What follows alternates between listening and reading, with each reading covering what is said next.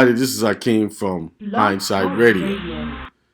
I just wanted to get on here to let you know that you can go to my website, akeml.com, and look at your latest remedies. There, you can get a consultation as well as get remedies for your third party debt collection issues, learn how to set up a CPN, also, learn how to set up your bank account for your trust. All that information and more is there at akeml.com. My shows are 7 p.m. Tuesdays and Thursdays at blogtalkradio.com/hindsight 2020, colon number 563-999-3615. Also, there's your show on Fridays at 7 p.m. That's my son, Akeem L. Jr. Tune in 7 p.m. at the same number, 563-999-3615, and at blogtalkradio.com/hindsight 2020. Peace.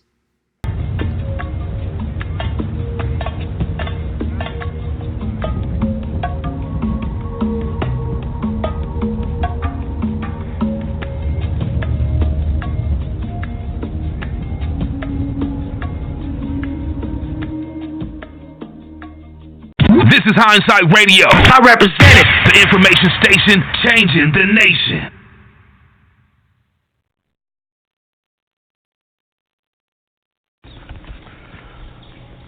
The Bible says, be on the watch. The devil is walking around like a roaring lion, seeking to devour someone, knowing that he has a short time. Most people, when they hear this scripture, they think about some being, some devilish looking creature dressed all in red with some horns and a pitchfork, looking to hurt, to destroy.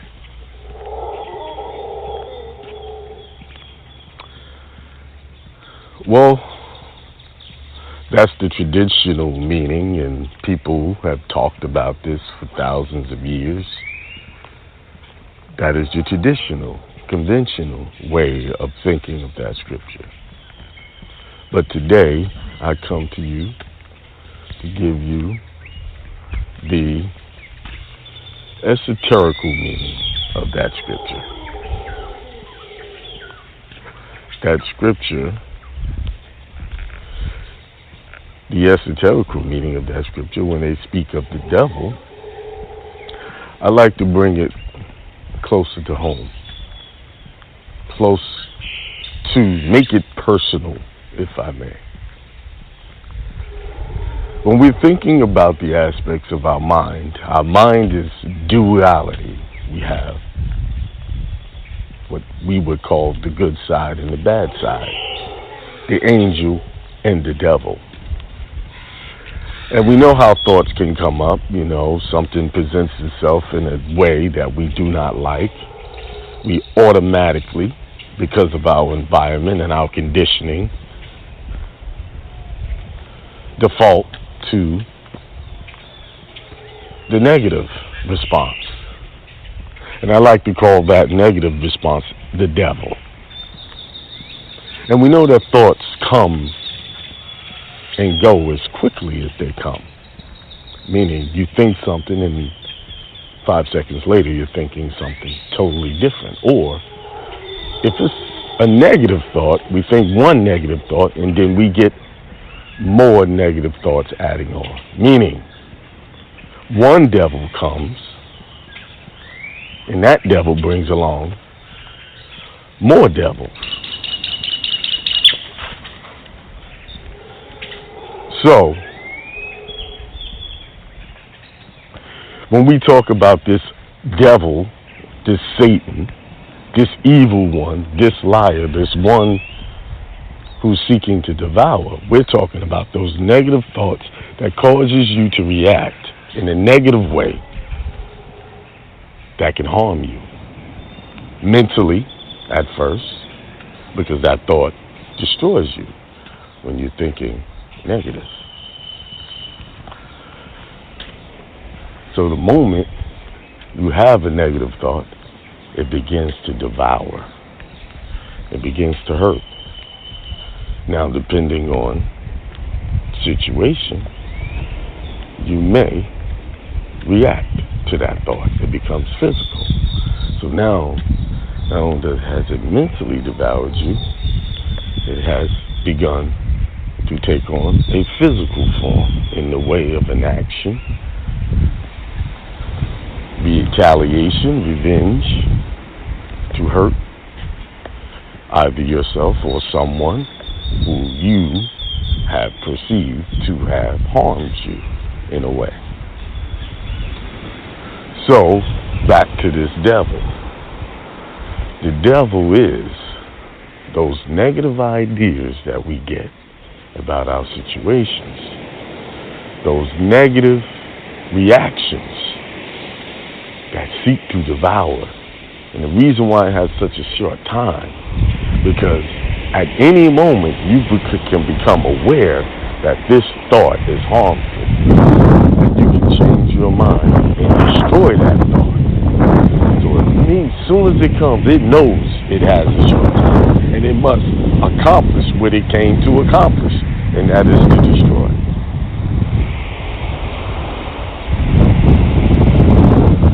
So, we must be aware, keep on the watch, diligently, vigilantly, aggressively. These thoughts come to defeat them. So that we do not lose focus on who we really are, what we are here to do. See, our purpose is to bring about peace, goodwill, wealth, prosperity, to send that out to all that we come in contact with.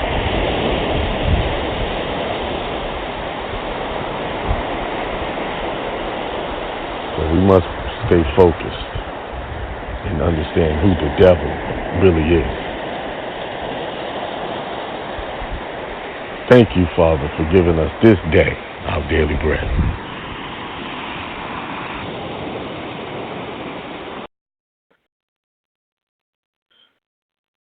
Peace to the gods. Man, I'm back from vacation. I'm excited, reinvigorated, uplifted. You know, that recording I just played was actually when I was at the resort in Costa Rica. So the sounds you heard was the local wildlife. That one of those sounds was an actual, they call it, I forgot what kind of monkey it is. It's not a big one. It's not, but it has a big voice. That was the sound. So I was walking on the resort towards the beach, and you could tell at the end the wind was blowing, and you could hear the water. The beach, the water crashing against the shores. So, at the time I was walking, I was inspired to record that. So I hope you enjoyed that. But, yeah, that's right. I got to watch out for that devil, the negative thoughts, those negative ideas, the other devils and the negative people that come to try to give you those negative thoughts and ideas. Either it's a negative thought they want to put in your mind about someone else or some situation. That's what it says. You got to be on the watch for that. Constantly, diligently paying attention, because before you know it, you could get caught up. And you can start having negative thoughts that will destroy you. All negative thoughts are destructive. I saw a feed in Facebook where people, somebody posted, don't talk about people in a negative way because it destroys you. And someone said, well, what if you're saying the truth? Doesn't matter. Can't judge. Because you yourself will be judged by the words you choose or the thoughts you have. Be careful. Don't get caught up in that. And guess what? Your life will be a lot less complicated because you are constantly thinking about positive thoughts, sending out good vibes, you can navigate situations easier when people come at you. You know, when I got on vacation, I got an alert on my phone about 2 o'clock in the morning. So 3 o'clock in the morning, somebody went on my Facebook page and was trolling and said all this stuff about me, brought up the name that shall be mentioned, not be mentioned, and was advertising his channel on my feed. So I already know who that was doing that. And the devil came in my mind. Oh, I gotta react. I gotta say something. I gotta do a video. I gotta justify. After about a couple of minutes of that ranting and raving in my head, I saw for what it really was. You just got off vacation. Here's your first challenge to see if you're gonna jump out there and take a bite out of this negative circumstance. And once I saw that, I went to my YouTube channel, deleted the comment, got back up in my bed, went to sleep, and slept like a baby. No, what do you call it? I didn't think twice about it. That's why I said you got to be on the watch and because those thoughts come and it goes just as quick as soon as you change your mind. So you got to be careful with that. So, man, we had a great time. You know, we did some ATV. We went snorkeling. We went into this town to see the locals, how they live. The people were friendly for the most part, you know. And I really liked it. It was really beautiful. It was black sandy beaches because, you know, they have about 127 volcanoes there. About 2 or 3 of them are active right now. So it's a mountainous country. And I really believe they're living on a mountain, to tell you the truth. You know, just the way the landscape is. They have some really steep hills. But, you know, that's what you can do when you have your passport. You can travel the world. Not only do you have your passport, you have your passport as a national. You know, not traveling as a U.S. citizen, but you traveling as a national, but not a citizen of the United States. That's beautiful when you can do that.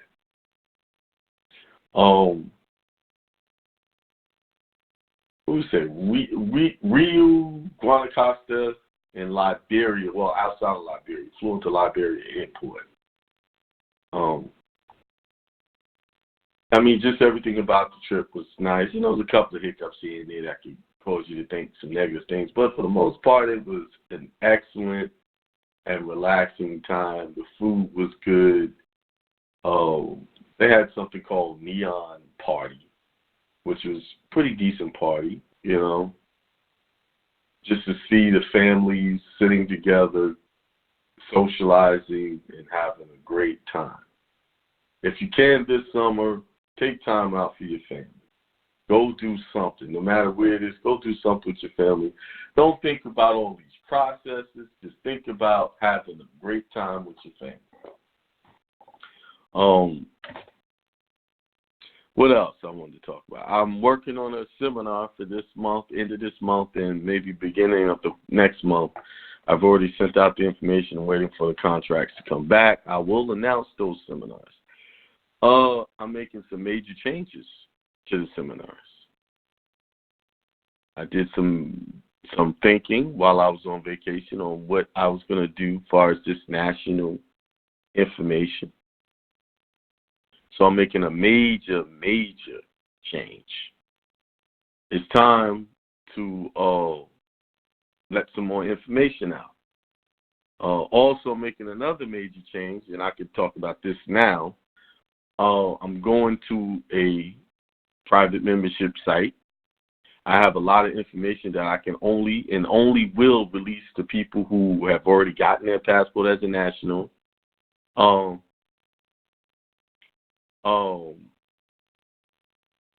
I got my got your passport as a national through me, because I'm only working with people that I've worked with closely. but I have some really good information that I have and I'm retrieving at the same time. Like tonight, we're going to talk about the W-9 form. There's something about this form that I never really paid attention to until recently, and it's a game changer. When I go into it, I'll go into it shortly. Remember, on my website, I got the tonics there for you to get your health together, clean yourself out. Speaking of health, when I got there, I had, the different climate. I had some issues with my breathing. So I made some adjustments to what I was eating and things like that. Of course, I always try to put cayenne pepper. That helps. Cayenne pepper is very good for breathing. But I didn't eat a whole lot of meat when I was on vacation. I ate very little meat, and I didn't feel heavy. And I felt actually great not eating the meat. Now, when I got back home, I ate some more meat, and I could definitely feel the difference in the, how I felt when I was there and here. Our air is so polluted here that when you go to an environment where the air is cleaner, you can sometimes have an adverse reaction for a little bit. Yeah, that's right, Jason. It did sound like Jurassic Park. That monkey sounded like one of those dinosaurs that they had on Jurassic Park. And that thing was so loud because that monkey was in a wildlife reserve that was behind our room where the hotel was. But I was like a good, I was a couple of thousand feet away from there. And he was just so loud. And it's not a big monkey. That monkey probably, if it stood up straight, probably about 2 feet, if that much. But it carries a large sound. And when we did the ATV tour, there was one up in the tree because they're all over. And it made that same sound. That howling type, raspy howling. But so I'm thinking about my next destination. I don't know where I want to go. I think the next place I would like to try is Turks and Caicos. Yeah. Yeah. Me and my daughter, we did snorkeling too. We were swimming, and I guess the water was about 30, 40 feet deep. And she did it like a champ. She was doing it. Anyway, all right. What else I want to do before I want to go into this W-9? Trying to think. You know what? Let's go into the W-9.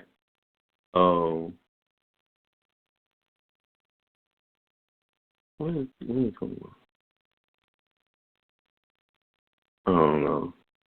Hang on a second, y'all. Hang on 1 second.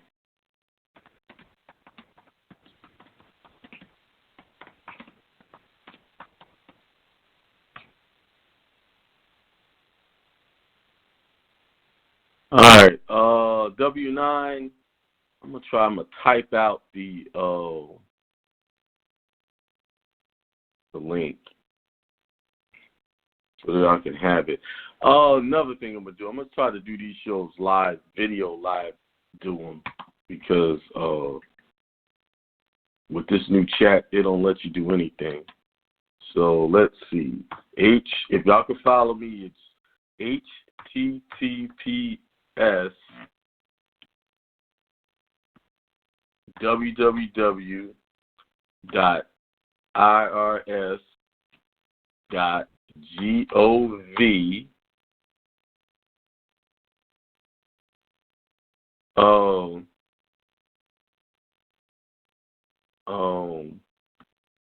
PUB IRS. Okay, what else? Where am I? irs.gov/PUB/IRS PDF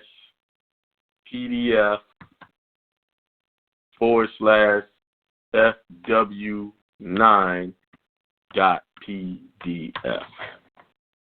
All right, that's the link. If y'all caught it, it might let me put it in there. Put HTTPS before the IRS, and you should have it. Oh. Well, Marco got it in there. All right. Let's read this W-9 form. All right. I'm going to skip over well, we can start with number one. Right? Let's start with number one. Here's asking for the name as shown on your income tax. Your name is required on this line. Do not leave this blank. So if you're doing it, they say put the name. So that's for an individual if you're doing it like that. Of course, this we're talking about from a trust standpoint or a business standpoint. Business name, disregard the entity name, it's different from above. And number three has options. You got the individual sole proprietor or single member LLC. You have the C corporation, S corporation, partnership, trust, estate, and the limited liability company. Into the tax classification if you're one of these corporations. And then you have other C instructions. So we would have to go down to find what other means, what they mean by other. So that would be, other would be in number three. Okay, so what does 3 stand for? Other.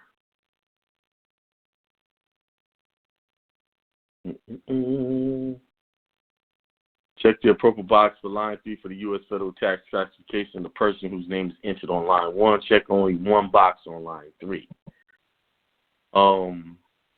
We got corporation, individual, sole proprietorships. It's not really telling you any directions on what the other means. So let's move on. That's not what I want to focus on anyway. 5, you put the address. Of course, if you're filling this out, you need to be putting in care of. Then you put the zip code in there. The city, state, and the zip code, put that in the 4 corners. Then the taxpayer identification number. Enter your TIN in the appropriate box. The TIN provided must match the name given on line 1 to avoid backup withholding. For individuals, this is generally your Social Security number. However, for a resident alien, sole proprietor, disregard the NTCD instructions for Part 1. Later, for other entities, if your employer identification, if it is your employer identification number.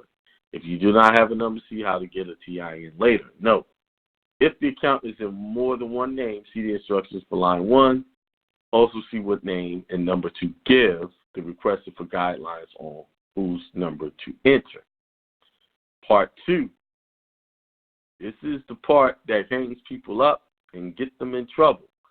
So here it is. Under penalties and perjury, I certify that the number shown on the forms is my correct taxpayer identification number, or I am waiting for a number to be issued to me. And I am not subject to backup withholding because I am exempt from backup withholding, or I have not been notified by the Internal Revenue Service that I am subject to backup withholding as a result of a failure to report all interest or dividends.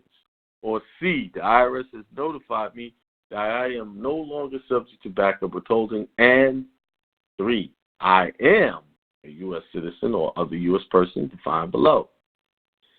And 4, the FATCA codes entered on this form, if any, indicating that I'm exempt from FATCA reporting is correct. Certification instructions. You must cross out item 2 above if you have been notified by the IRS that you are currently subject to backup withholding because you have failed to report on interest and dividends on your tax return. Real estate transactions, item 2 does not apply.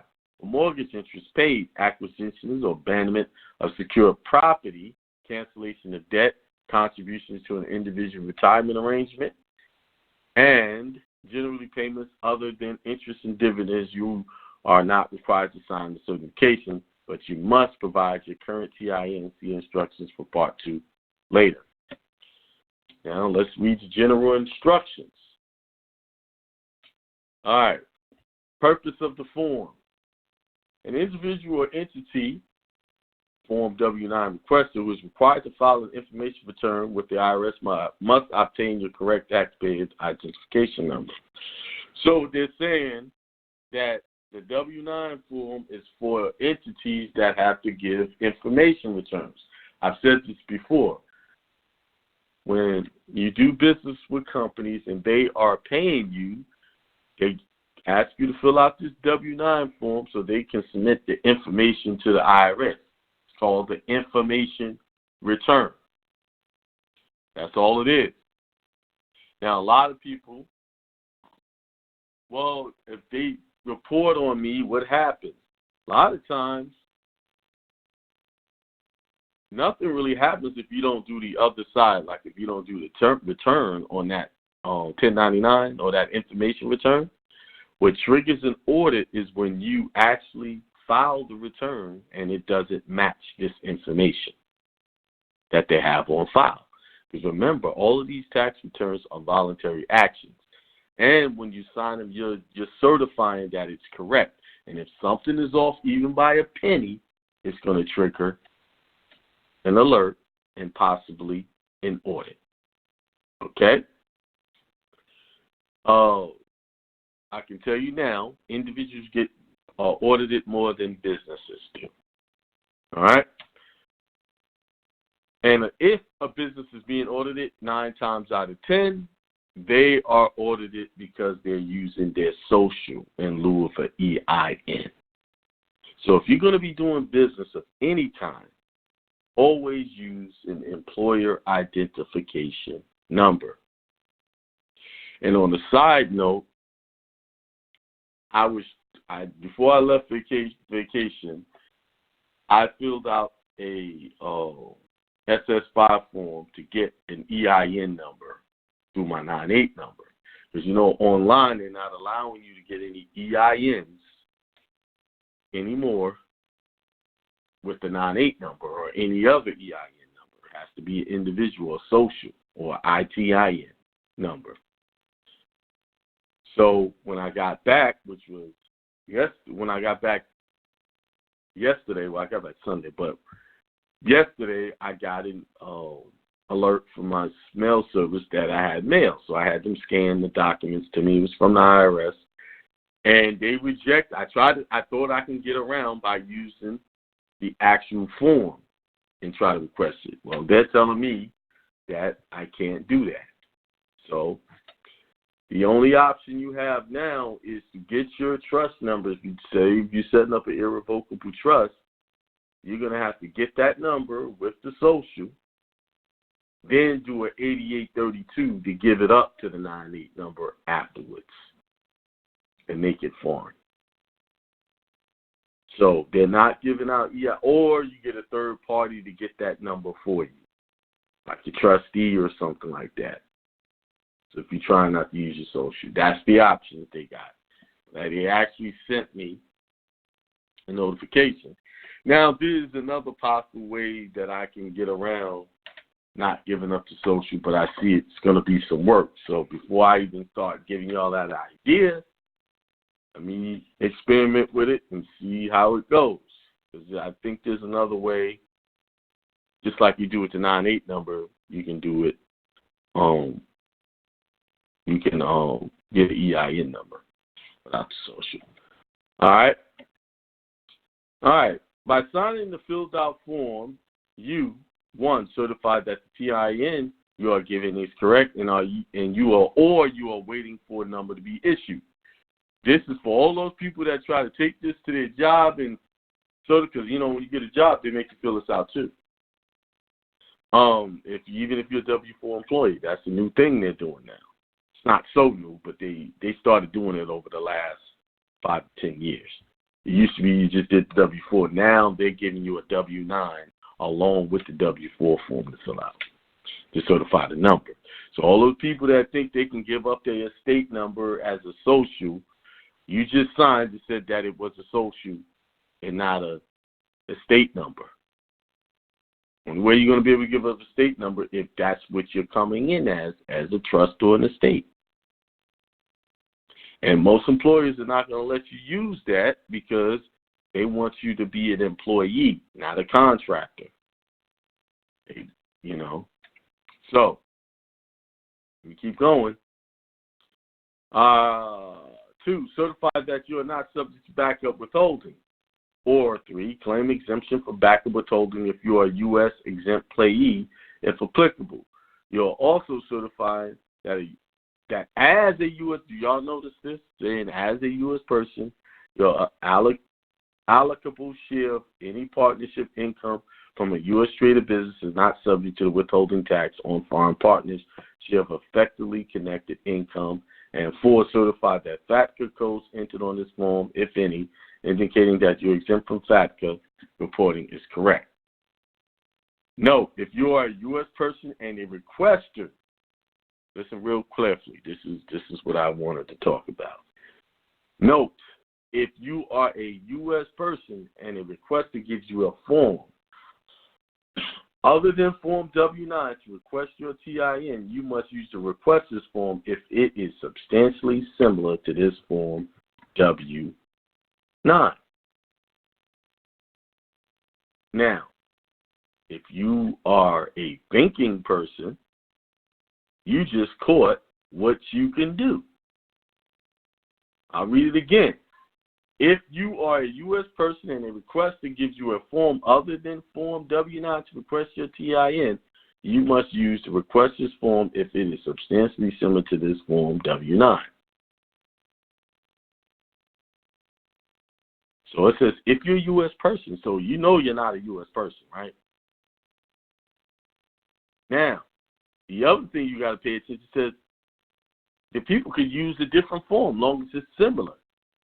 So basically, the point I was trying to make when I put this out there is that you can create your own form to give up your EIN number.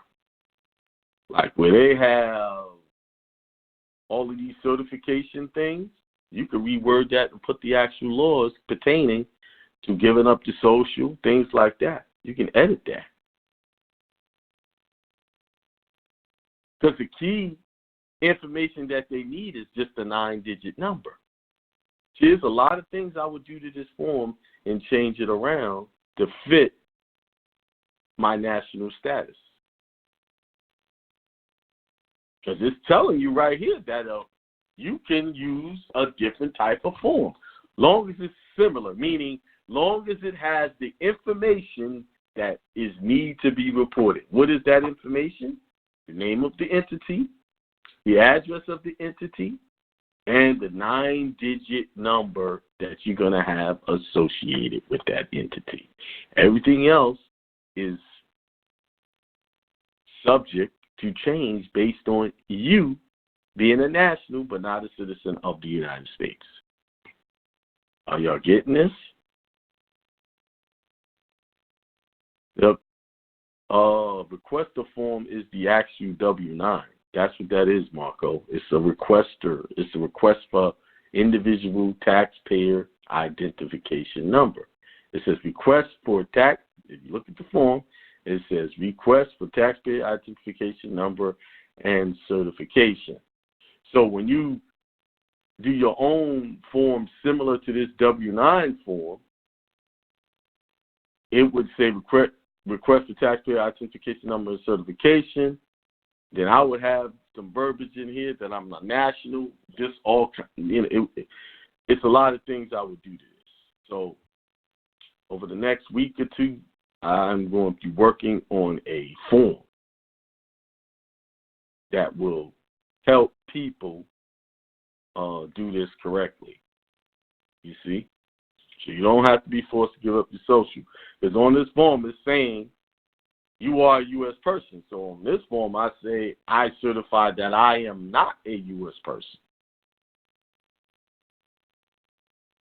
See, that's the wording that I'll be changing. Because if you sign these forms as they are, you're signing that you're a U.S. person, which is a U.S. citizen or a U.S. national or a national of the United States. Any one of those are all U.S. citizens. That's the equivalent. All right? So all you have to do, you don't edit the instructions, you just edit the form to fit your circumstance as being a national. Basically all you have to do. All right? What else I want to do? Let's go down to where it says foreign person. If you are a foreign person or the U.S. branch of the foreign bank that is elected to be treated as a U.S. person, do not use Form W-9. Instead, use the appropriate Form W-8 or Form 8233. See, they've even showing you that foreign people are, if you're electing to be treated as a U.S. person, you can't use this W-9 form. You got to use a W-8. Right? So it's telling you this form, if you adjust it correctly, you use it as a foreign person. All right? Then it also goes to talk about tax treaties down at the bottom, right up under non-resident alien who becomes a resident alien. I won't read all of that, but I want to read you some penalties here. Penalties: fail to furnish TIN. If you fail to furnish your correct TIN to a requester, you are subject to a penalty of $50 for each such failure, unless your failure is due to reasonable cause and not to willful neglect. Civil penalty: false information with respect to withholding. If you make a false statement with no reasonable basis that results in no backup withholding, you are subject to a $500 penalty. So they're saying if you don't correctly identify who you are and what you're doing, because it says without reasonable basis, fine you. So that's why it's important to make your status known. As you can see, status is important all across the board in everything that you do. So a lot of people coming at me, they want the passport done, but they still got issues with the IRS. They still got issues with child support. They still got issues with all kinds of other stuff that these entities are looking at them as a U.S. person or U.S. citizen. You got to clean that up. Because all you're going to do is run into problems. Before I help anybody with a passport, I always ask them, do you have any child support issues? Do you have any tax issues? Because if you do, we have to clean up them contracts. Now, there's a way that I could force them to get the passport, but that takes the last person that had that issue that I know, where they had all these IRS issues ahead of time, and they refused them the passport. It took almost 6 months to clear that up. So that means they had to do 2 separate passport applications just to get their passport as a national without paying that tax debt. Now, if you hit the IRS before you go for the passport and make sure they remove that certification, smooth sailing. You go through. I'd rather do it the easy way than the hard way. Because they can't refuse you for not paying child support, and they can't refuse you for not paying your IRS debt, because they're using those codes and statutes. It's restricting your right to travel. You see? And plus, you're getting a passport as a national, not as a citizen, U.S. citizen. So those laws apply to those being recognized as U.S. citizens. All right? All right, if y'all want to ask questions, because I'm going to try to get everybody, and if I don't have anybody, I am getting off. The show's over. Because I'm still vacation-minded right now. All right, yeah, press 1 if you have a question, and I'll get you.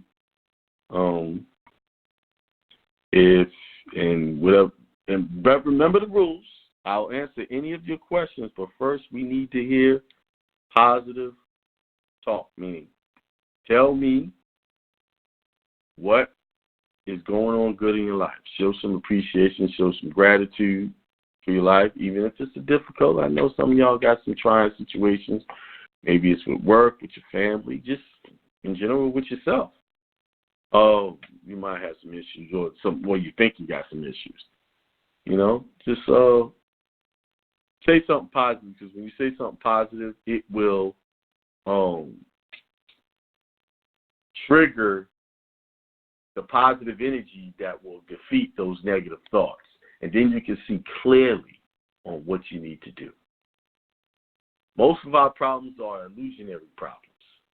Things that we see that are a problem, and we blow them up in our head, and we create a whole story before the full outcome, and we processing it as turning out bad, when actually it wasn't going to turn out bad at all. You just created that in your head.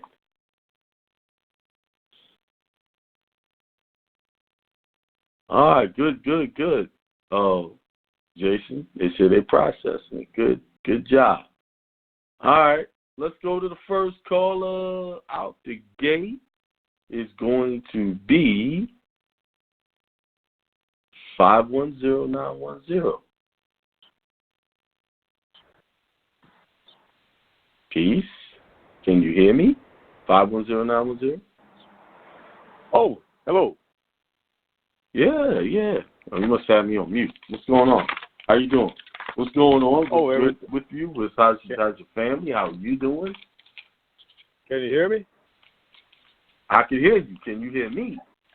Oh, okay, good. Oh, yeah, everything is wonderful, man. I just left my daughter's place in Florida. She just got a new job with the Lockheed Martin, and I got her all moved in and enjoying my grandbaby, and life is good.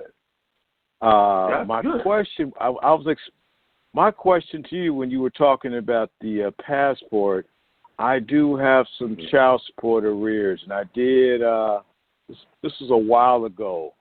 I applied, but this is before I came up on you and the information. They denied it because of the back arrears some 20 years ago, and since I've ran across you.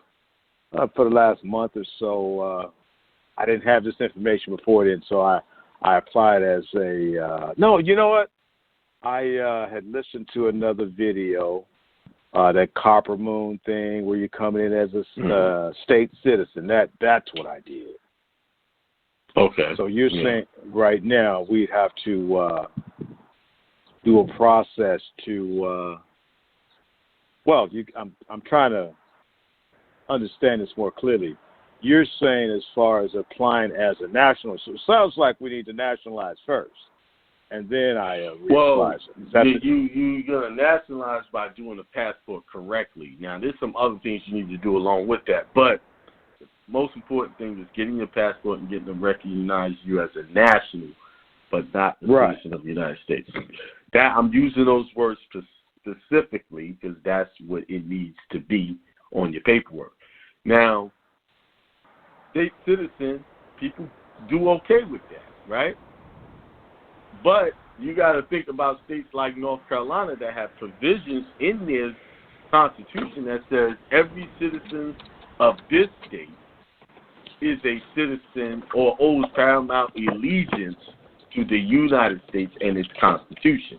Meaning that if you consider yourself a state citizen, you might as well be a U.S. citizen in that particular state, especially a state like North Carolina. And there's actually people who have gone into court with tax issues and said, well, I'm a state citizen. And the judge pulled out the Constitution and showed them the provision that, hey, you owe allegiance to the United States, which the IRS codes come out of, so you're in the jurisdiction. You understand? Right. So the real thing you're looking for is being a national of the United States of America, not of the United States. Yeah. Now, those are two different things. Yeah. So now, actually, the passport is national, because I'm thinking you nationalize, then you get a national passport. So the actual passport is nationalized. Right. Well, have you ever had a passport before? No. Okay. On the passport, it shows your national status because on it, it will say, like I was born in New York, right? It'll say New York, USA. Well, how people get defaulted into the U.S. citizenship category is they don't read the small print when you sign. It says if you sign in, you're certifying that you're a U.S. citizen or a non-citizen national, blah, blah, blah, unless you provide us some explanatory statements and follow the rules on page 4 on the acts and conditions. So if you just sign that application as it is,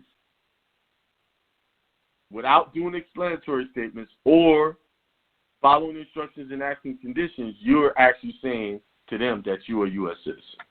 But when they give you your passport, it's going to show that you're a national. Right. It always shows you as a national. It's just in the background, what they have in their computer you listed as is what's different. So you got to make them delineate you away from the U.S. citizenship by filling the application out properly and following the procedure that they set for you to get it as a national. Right. Well, I kind of got confused. When we say national, I was thinking nationality. Well, you know what I'm saying? National is your okay. Your nationality, where was you born? California. State. So you're California. Right. That's what I meant. That is your native state of birth. Yeah. No, I'm saying as far as when we were talking the national passport, I was thinking that and changing the nationality also. That would be something you have to go through the court for that, right? Okay. Your nationality. How are you going to change? You're changing something that you already are? If I just told you to call up California, so you're still thinking in reverse like they want you to think. You think you was a U.S. citizen. I'm telling you, you never was. You assumed you was. So all you're doing is letting them know that you're not going to accept that presumption anymore. Okay? Okay. See, you were a quasi-U.S. citizen, meaning whenever you fill out a paperwork, you just checked off U.S. citizen because that was the only box they left you to check off. So you was around here telling people, I'm a U.S. citizen. No, you're not. You've been lying your whole life. You never was. You're born in California. So your native state is your country. The synonym for the word state is country. That's the other definition for it, or synonym. It's not that's you can say country instead of state. So what I'm trying to get you to see is the way the guru's been teaching y'all for years. Oh, you're a U.S. citizen. They got you as a U.S. citizen. That number, that social is a U.S. citizen. You're using it so you didn't know. The number is the U.S. person. But you never was as the living man. You was always a national, but not a citizen of the United States. Because you was born outside of the United States. Once you understand what the United States really is and where its jurisdiction lies, you understood you never was a part of that. You just became a part of it because you kept telling people that and behaving as such. You see? Right. So there's no correction of nationality. There is correcting the presumption that you was a U.S. citizen, removing that stigma from you. And the first step is doing that passport correctly. Then the way I'm teaching it, and then we go after the birth certificate and get them to remove titles like Black, African American, and Negro from the birth certificate once you have their certified copy of your passport application. Oh, I see. You know, because I don't know. Yeah, because what I do is once you get the passport correctly, you go order a certified copy from them, showing how you applied and who you are. Now you take that down to your county where you was born and say, hey, there's some errors I need to correct. So here's the proof. I got the Department of State to recognize me as who I really am. Now I need this birth certificate to reflect that. Now people will say, well, my birth certificate don't say I'm Black, African American. They'll say that. Right. That's true in some cases, right? My color of race of mother, Negro. I'm looking at mine right now. Right. See, yours say it. But it says it on everybody's birth certificate, whether it be in the background or on the actual birth certificate. Because when you fill out the certification or registration of birth certificate, you got to tell them who you are.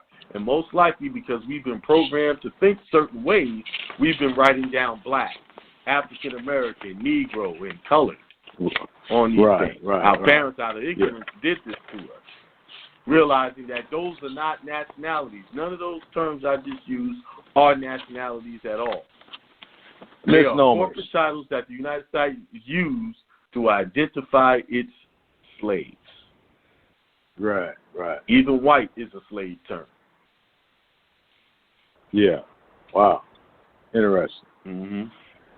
Yeah. Well, I'm going to have to get together with you on the passport. Okay. Well, go to my site, Akiem.com. I have the consultation set up there. Before you do that, I want you to educate yourself some more. That's what I'm going to do. Because I'm trying to. I'm trying to learn as much as I can. Understand things since this is all new. You know what I'm saying? The first thing we got to do is deprogram the mind. Yes. I'm deprogrammed. Programming is deep. Yeah, it's deep. It takes a little while to absorb this. Whenever I try to share this with, say, like family and friends, they think I'm crazy. So I've got to the point now I don't even discuss, this information until I'm a little bit more knowledgeable, and I'll discuss with those who are more conscious. Put it like that. Do that, because what happened is you'll start talking to people who have no idea what you're talking about and think you're crazy, and they'll end up you're getting discouraged. It's you gotta this now. If you're on this information and you're curious about this information, it's for you and you alone. I'm beginning to realize that. It's part of my journey. Yeah, it's an awakening. Part of the journey. Yeah. All right. Hey, well, now on that W-9, I know she's not going to do it. She just started working. She's probably going to think I'm crazy. Nah, let's leave your daughter out of this one until you get yourself up apart. Right. You got to do as far as her withholding and all that, we were discussing a little bit. Listen, man. You want to stay friends with your daughter, leave that alone. Yeah. I was as soon as she get a hard time, she's going to blame you. Leave it alone. Right. Leave it alone. Her and her mother. Oh, my dad is up to something again. Yep. They already got us looking like we always trying to get over or something like that. Right. There you go, scheming again. Dad, you're always scheming. Yeah. No, I'm scheming to help us save money properly, legally. This is all everybody else, all the people that's billionaires doing this stuff. It's the people on the bottom that think it's a scheme, because that's where they want you to think it's a scheme. Right. It's all part of the conditioning. Mm-hmm. That's the whole purpose of these schools they've got, to condition us, to get us ready to be workers. To be a slave. And when you talk to people that's highly educated, that have all this education, what college did you go to? You went to this. I went to Yale. I went to Harvard. I went to this and that, and all of them drowning in all this debt, student loan debt. Right. And they are proud of it. But then you sit there and you talk to them people and say, I ain't got any student loan debt. And I make really good money.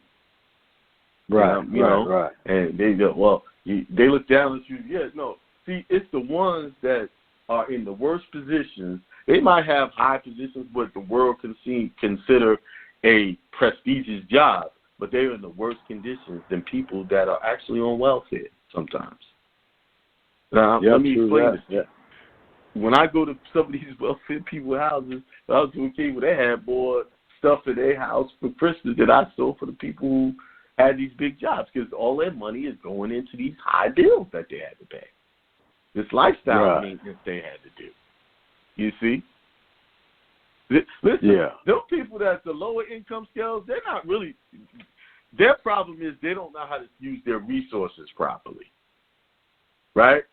So they have the money, but they just blow it on all kind of crap.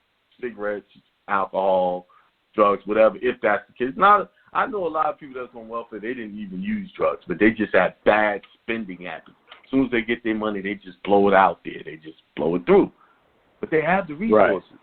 Because they go month to month, able to live and buy. They're the ones in school, their kids got the best clothes on.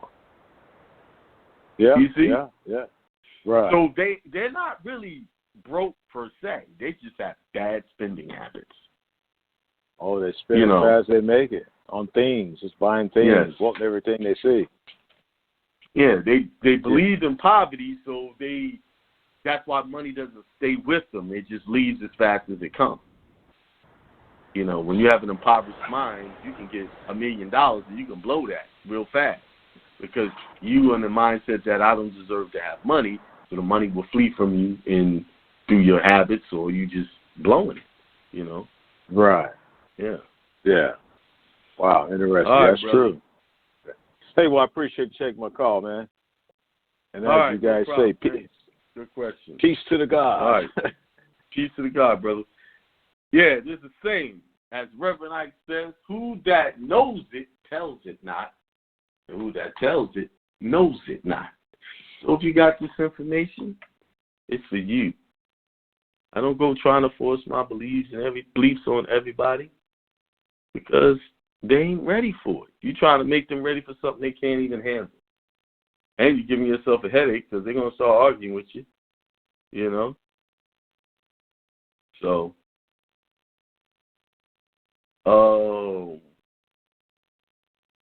let's go on to the next caller, 914920. Peace. Peace to the gods, brother. What's going on? What's going on? I ain't heard to talk to you in a minute. I know, man. I've been on this, bro. I've been on this info, man, and trying to get this thing together, man. So I've been, I told you my nephew passed on, so, I had to recover from that.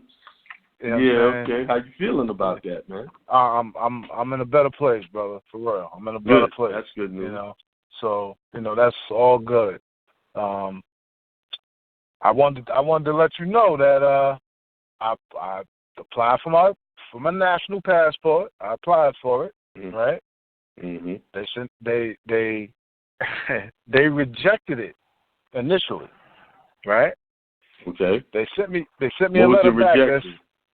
The rejection said that the identification that I provided was not sufficient for passport purposes. Okay. So they asked me for 5. Initially I submitted my Social Security card, a copy of my Social Security card, a copy of my Veterans ID, my work ID, which I work for the government, so that's one and the same. And I think that was it. Maybe one more thing. All right, let me ask you a question. Did you sign the application different? Your signature look different from any of your IDs that you gave them as proof? I don't think I had any signatures on any of the IDs. That may have been why they were. Okay, that's the problem. They need to see it. One of those IDs need to have a signature on it. Now, that's funny that you said that, sir, because I just got this letter Saturday, so I went down there today. Did the whole, they told me to redo the application over and send it back, right? So I did that. Make sure when you redo it, you put your affidavit with it again. Absolutely. I did that as well. Do the same thing. No shortcut. I did everything the same. I almost even sent copies of the birth certificate and stuff, but they said they had that information. They didn't need it. So, they don't need that, no. Right. So what I did was, right. So when I gave the lady a letter. The lady was most gracious. Sister looked like us, and she was most gracious. And she said to me, that's what she said. It's funny that you said that, Akiem, because she said to me, make sure your signature looks kind of sort of like one of these on one of these signatures here.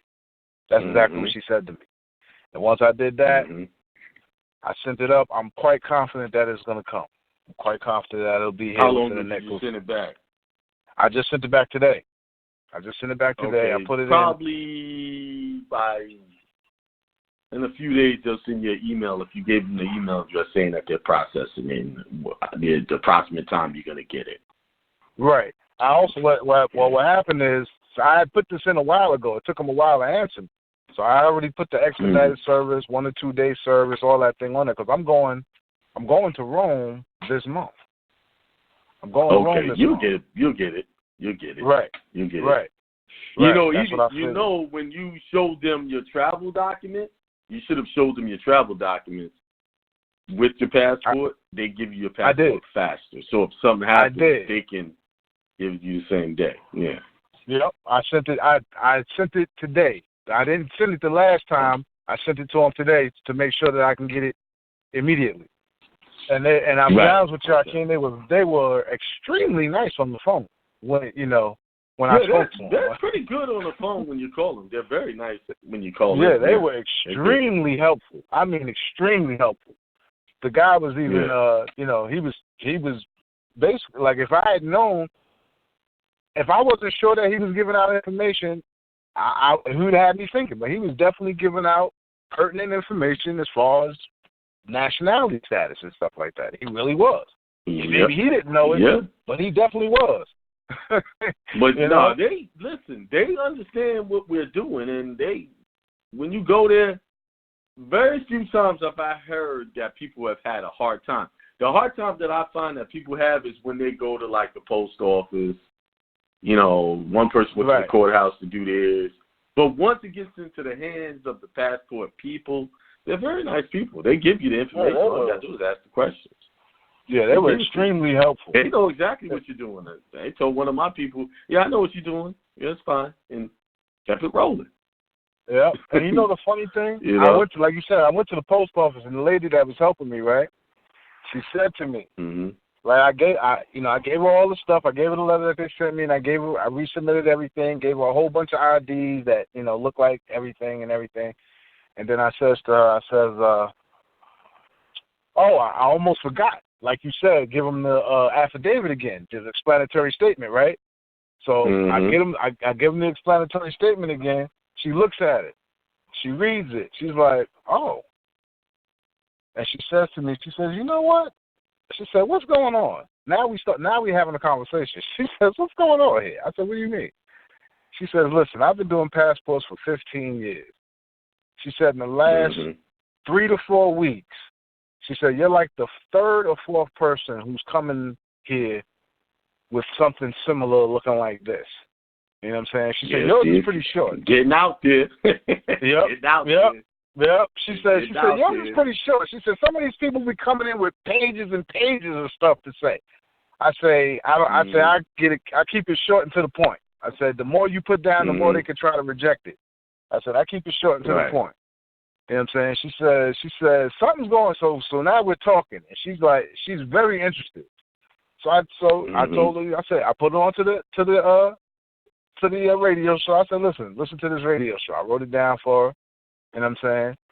And she pointed out that they are now sending the new letter that I sent with the new information. They're sending it to the same place that I sent my birth certificate to get authenticated from. Authenticated, yes.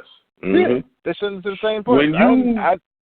What I never told y'all, and it wasn't that I was keeping information from y'all. When y'all do the passport as a national, it goes to a different place. Like, it goes to the office, but then they have to scan it back to the law enforcement place down in D.C. Right. And then they give it a go, and then they process the passport. And I think that's the point I'm at right now. Okay. Yep. Yeah. It has to. You go through a different process. Remember, I told y'all what the duties of the Secretary of State is to inform the American people. Yep. And to give Americans passport. So when you go to the regular passport places, y'all listening? Like if you do it the regular way, it goes to that office and they process it right there through that office as a U.S. citizen. But when you go through and you come in as a national, it goes to that office, but then they got to send it to that office. They don't mail it there. They just send a fax copy so they can see the documents. And they take those documents, scan them into computer, because the job of the Secretary of State is to issue passports to Americans. That's right. The job, hold on. Now, the job of the United States is to issue passports to U.S. citizens. So the Secretary of State has duality, but they got to handle your Secretary of State has to handle your passport directly. No contractor can approve that. Because you know those passport officers ain't nothing but contractors, right? Right, absolutely. Right. Absolutely. So, yeah. And I just got a message today. Somebody else, student loan, got charged off. Charged off today. Wow. Done. I mean, it just disappeared. All just gone. You know what I'm saying? I almost wish I had some so I could see it, but I'm glad I'm not in that situation. You know. Now I'm gonna keep it 100. They did the passport, but then they were doing some other things. So it's a combination, could be of the passport and some other things that we're doing. So I like to be 100 with people because there's other remedies out there. But anyway, man, that's good. Well, news. This seems to be. I've been asking the ancestors, man, to give me this knowledge and wisdom, man, and give me the knowledge to apply it. And I'm telling you, it seems to be working, Akiem, because it's amazing how I'm starting to get this national passport back, and now my next step is to correct my stats at my job. That is my next step. And now here you go talking about the W-9, and I'm like, wow, all this stuff is like falling right in place, like. So yes, I'm about to lay it down for y'all. I told y'all when July hit, I was going to start rolling stuff out, but I have to, keep my stuff under wraps now. That's why I'm going to the private membership now, because there's some people out there that want to destroy the information. Right. And I got to protect it at all costs. So when I get to that point where we're showing you how to walk into your employer and have that paperwork right so that you don't have any problems, that's going to be in private membership, because there's no way I'm going to say that on the air. Right. Because they ain't going to do nothing but mess that up anyway. Right. They ain't going to do nothing but mess that up anyway. It's just too sensitive. That's like messing with the mom's money. Right. Too sensitive. That's only giving us that information to a select few that can handle that. Right. So, I appreciate the information, brother. I'm still following you, man. I'm still rolling. I appreciate with the you team. sticking with me. You know what I'm saying? I'm rolling. You will continue. I'm here, man. Yeah, I'm trying to get these remedies, man. When I get this passport, I'll come on, make a testimony, and let you know, man. I'm pretty confident it's coming. I'm almost 100% sure. I know it's coming. It's coming. When I get it, I'll come on. I'll give you a testimony. I'll let the people know that it's real, and that's it, man. But I appreciate you, man. I really appreciate what you're doing, Akiem, and keep rolling, man. Keep rolling. All right. Thank you, brother. Thank you. Peace. Appreciate you, man. Peace to the All God. right, peace. All right. Thank you. Yeah, man, I appreciate that encouragement. Listen, although I sound strong on this radio, sometimes my mind be messing with me. It be wanting to do some things. Then I got to go pop in some Reverendite and get readjusted. Get it. That means that I had too much of a layover of not listening to Reverend Ike or listening to something similar to keep me focused. But the great thing is I recognize when my mind going sideways. So that's what y'all got to start doing. Recognize that your mind's going sideways, and you got to go find something to stop it. Play something positive. Think about something positive. Me, I have to play something positive, because there's a lot of times I feel like I feel justified in my thinking and with the things I want to do and say. And in a physical sense or physical mind, it agrees that I am right and justified. But in the spiritual sense, the higher consciousness says it's not necessary. That matter is already resolved. You reap what you sow. So if you continue to reap positive things, to sow positive things out there and be positive, it's coming. Remember, the biggest wealth comes in time. It doesn't come overnight. See, people who go after the little treasures or what they think is the big treasures, the quick fixes, what is the quick fix? Somebody do something, say something you don't like, you react. That's the quick fix. You get a temporary sense of satisfaction, and then you're right back where you started from a few minutes later, a few seconds. You got your reward. And that reward was more negativity. But when you positive, you try to stay focused on your goals or what you're trying to achieve, because the physical mind is constantly looking at what's in front of it and trying to make a decision as to the outcome, it doesn't see the reward.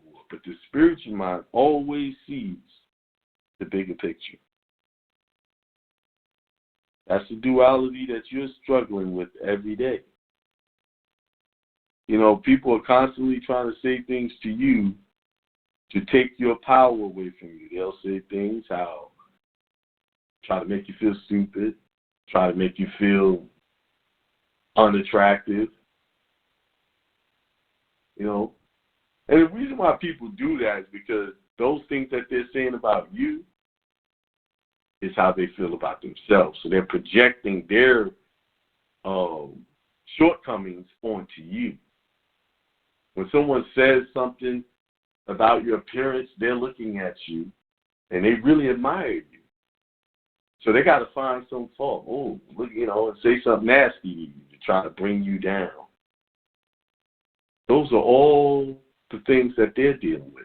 And what you have to be is you got to have pity towards them. Like, you know what, these people, they don't know. They don't understand. You just got to be, put it out your mind and move on.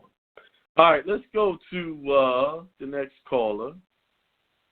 Matter of fact, I've been talking for an hour and a half. Well, hour and 15 minutes straight.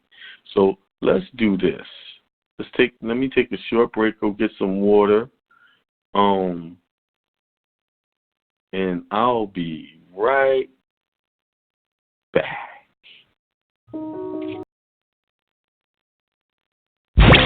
You are listening to Akiem, an American national, but not a citizen of the United States. All right, I'm back. Yo, man, that recording there, talking about programming, you have to stay focused and program yourself for success.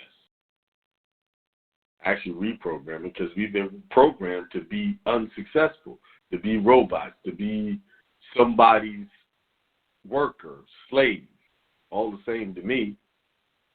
You have to reprogram yourself. You have to say stuff constantly. Like when I was on vacation, I just kept saying, thank you, Father, for giving us this day our daily bread. And I was saying it over and over. I was making my family say it, asking them to say it. You know, they weren't used to saying that, and I could see the hesitation in them in saying it, you know. But if they say that over and over, after, like, when I had my daughter doing it, as she kept saying it, she got more comfortable with saying it. Because she was not programmed to say stuff like that. And what am I saying when I say thank you, Father? Am I talking about a God in the sky? I could be talking about a God in the sky, but I'm also talking about the higher consciousness. That's what I'm really speaking to. The Father of all thoughts inside of my consciousness that directs everything that I'm doing. So when I say, thank you, Father, this day for giving me our daily bread, what I'm saying is I have all that I need right now. I have my health. I have my sanity. I have my wealth, my prosperity, peace. I have all of those things. That's all I need. And when I show gratitude, that brings more things to me automatically. good things. See, when you're constantly emanating positive vibes out there, it only attracts more positives. You know, birds of a feather flock together. Positive thoughts flock together with more positive thoughts. Negative thoughts flock together with more negative thoughts. Now, when I say be constantly positive, is what we perceive negative might jump out there at us. But if you're in a state of gratitude, that's just going to look like a blip, like something that just got you to turn your eye quick second and you go back to doing what you're doing.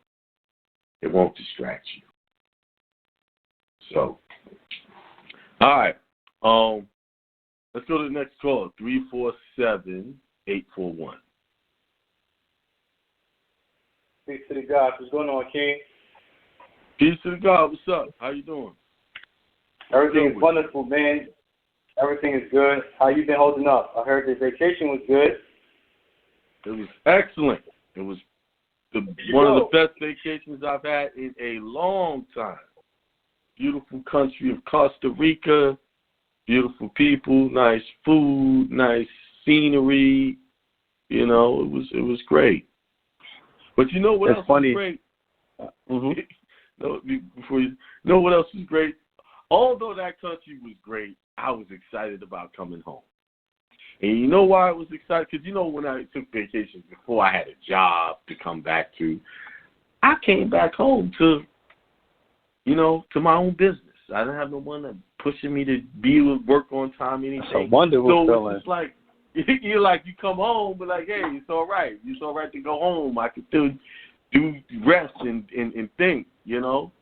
But anything, what were you about to say?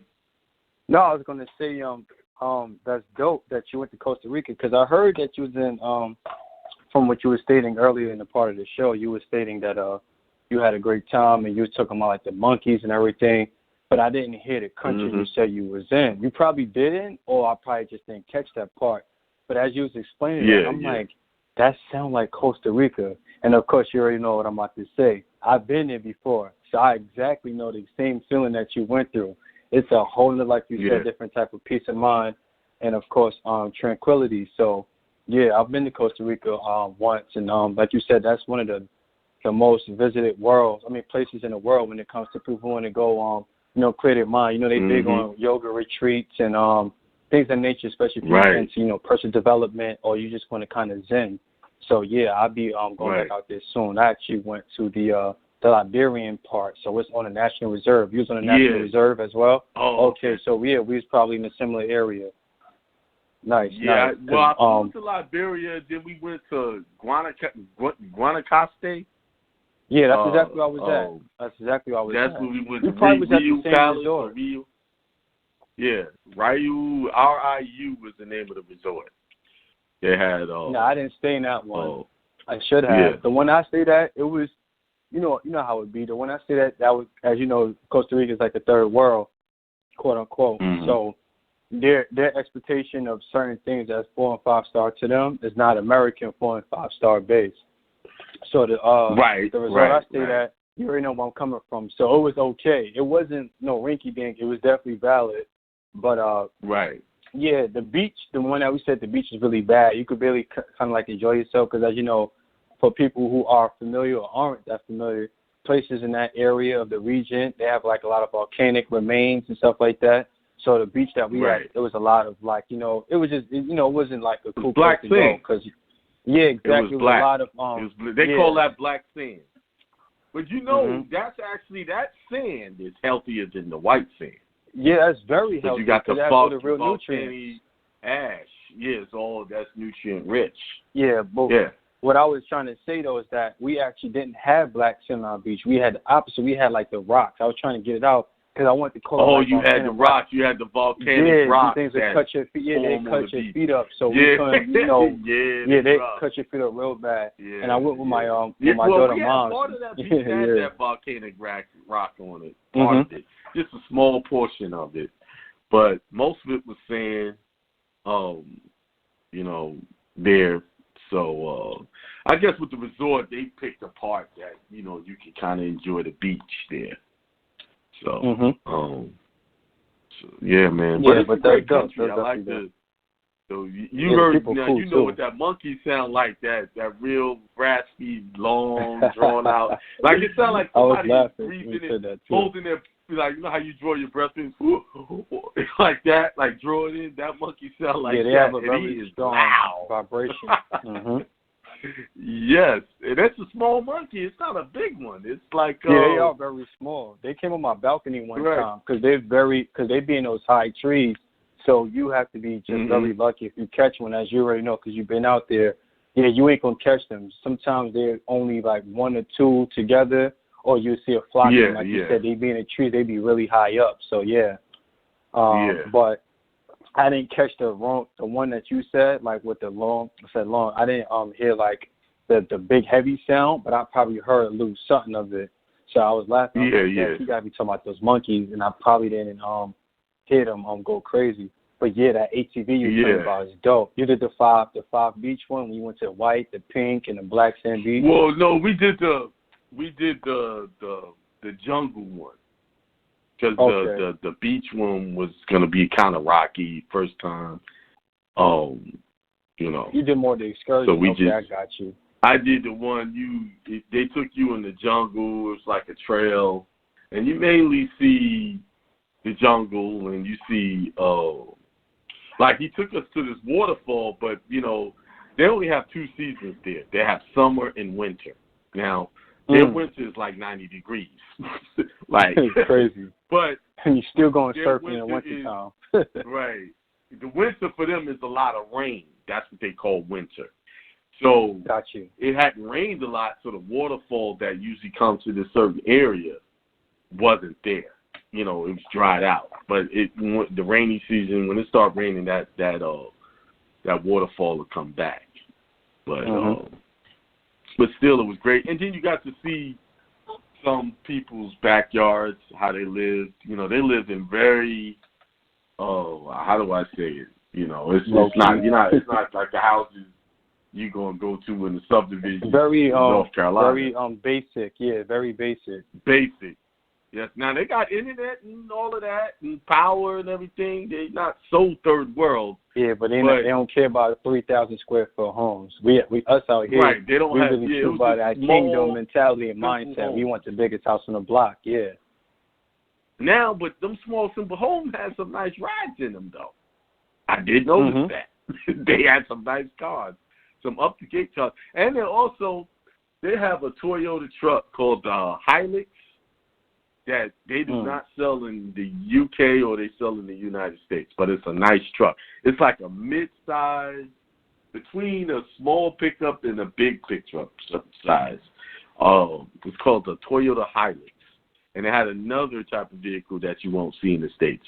But that pickup truck would get easily 300 to 500,000 miles on it, easily.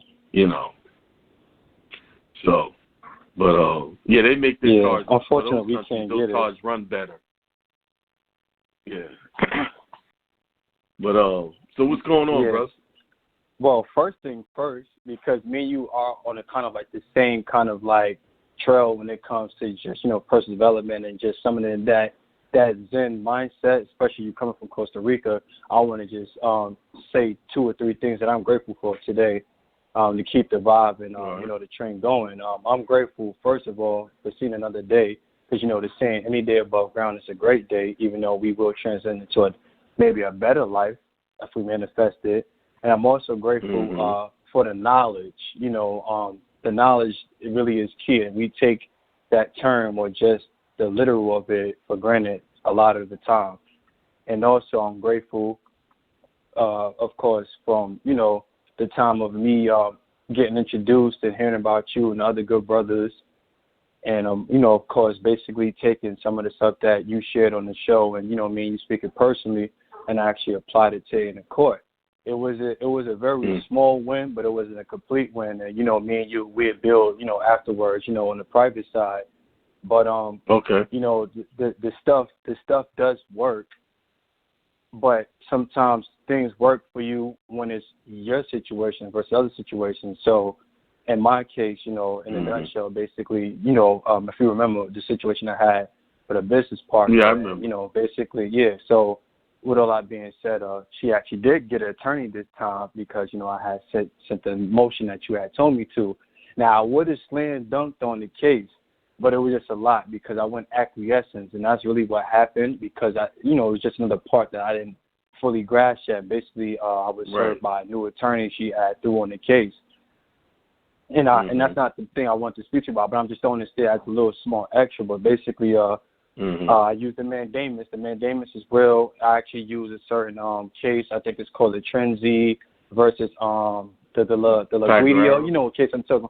Yeah, but the thing about it is that the Pagliaro. Yeah, I only know what I was talking about when I was in the game. Now after the game is over, I don't know what the hell the case is called. Yeah. But neither here or there. Basically, I actually was able to move it to an actual trial. So of course, here in the city and with the judges, of course, I just basically let the judge know. I hit him with the first name, last name, and initially I didn't because once I made that special appearance, of course, the judge made us wait to the very end. It's so true, guys. For those who's listening, they will make your ass wait to the end. And, of course, also with the trial. But you already know I wasn't going in there and letting, of course, the judge, put authority over me or have authority over me. So fast forward to the whole case. Basically, I was able to have the judge still abide by, letting me do the trial. She was really cool. She, like you said, they know the language. She still like, I'm still going, use my strong hand because I kept trying to throw that case and I was just telling you about because the attorney kept speaking, but because he sent in, I guess, some type of complaint, I didn't respond. I didn't know I had to respond to. We still learning. I'm in a war, but I'm in training at the same time. I'm in battle, but in battle at the same time. And basically the cool part about it is because, like they said, when you fight back, and you throw your punches back, you know what you're doing. You live to be able to fight another battle. So I got that pretty much out the way. I'm gonna do the trial.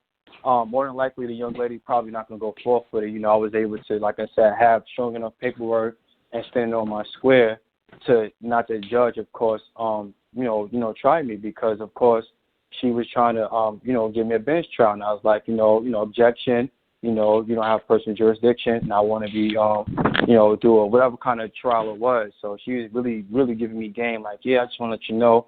But, of course, at the same time, that was a trickery to trying to, maybe scare me and saying maybe let's settle or whatever. But I didn't see nothing. I just kept listening or whatever. So basically she was just telling me like, yeah, if you don't come in strong with your information, how to do a jury, and I learned some stuff. She's basically telling me, yeah, because you're paying for your own jury, you have to learn how to especially pick them and all this other next stuff. Yeah, and, you got to question the jury. Yes. Yeah. You know what? I'm it's about to be more specific instructions on that too. We never did go for that because we be asking for trial by jury, but most of the cases that I deal with, they never get that far. Yeah, I actually did. The judge was like, "All right, whatever." Yeah, I tried to dismiss it. Also, I did hit it with the the thing they're doing now too, and I gotta beat myself up a little bit because I should have been did it, but time be flying. I didn't do my DBA, but when I came in there, I was like, also, Your Honor, for the record and to correct the record, my name is not, AB, but it's BA. And she's like, oh, really? And then, of course, she's like, oh, all right. She's like, okay, do you have a registered? And I'm like, damn, man. And just when you and Jonah and everybody else was, understanding the game, say do it, I ain't do it. But, of course, I got about 2 weeks to do it, which should be enough time as long as, of course, I file or register it. So, I'm doing that first thing in the AM. But to bring everything to a landing, of course, one of my other biggest pieces to this thing is because I am nationalized. Before I, like I said, came across you guys and the whole nature, I actually nationalized myself through, of course, Brother Seer L. And I shared some things with you, too, how he had did his nationalization through a different avenue as far as like with the counselor. So it was basically what you explained, but instead of us going through the step ABC, it was just going straight there. And like I said, we'd build on the private side about that, too. All right, we'll do that. But anyway, my initial question, this will be my last one, so I don't hold up the call, It's basically about firearms. I had to, of course, give up on my firearms because I understood once I started listening to you guys and everybody else that they don't belong to me, because I'm a citizen, X, Y, and Z. So being that I had to give up on my firearms, you already know we from the city. We're like literally the number one state in America that you pretty much cannot get a firearm if you're not FBI cop or law enforcement all across the board. Literally. Let's clear up what you can do. Rifles you can get. Any type handguns, of that's a different story. hunting rifle, it's the handguns they don't allow you to have. And you have to get permission. Now, I have never helped anybody try to get privileges, not privileges, get the right to carry a firearm or have a firearm in New York.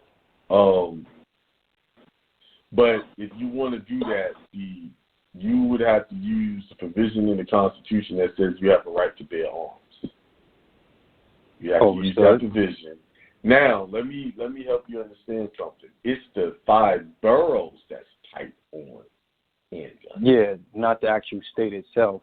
It's not the state itself, because I was upstate with my cousin and we was at the shooting range and everybody was shooting on firearms there.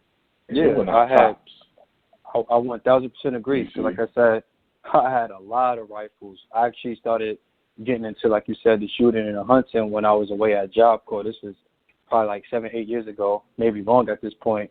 And we was, like you said, going over the counter, buying 22 rifles up to 38 calibers, the whole 9, X, Y, and Z. And right when I was about to complete, I started talking to one of my teachers who was from the Commonwealth, so it's different. And the first thing is, like, if I was you, before I take that into the city, speak with, the precinct X, Y, and Z. And fast forward, I spoke with the precincts, like, hey, look, I got firearms, blase, blase.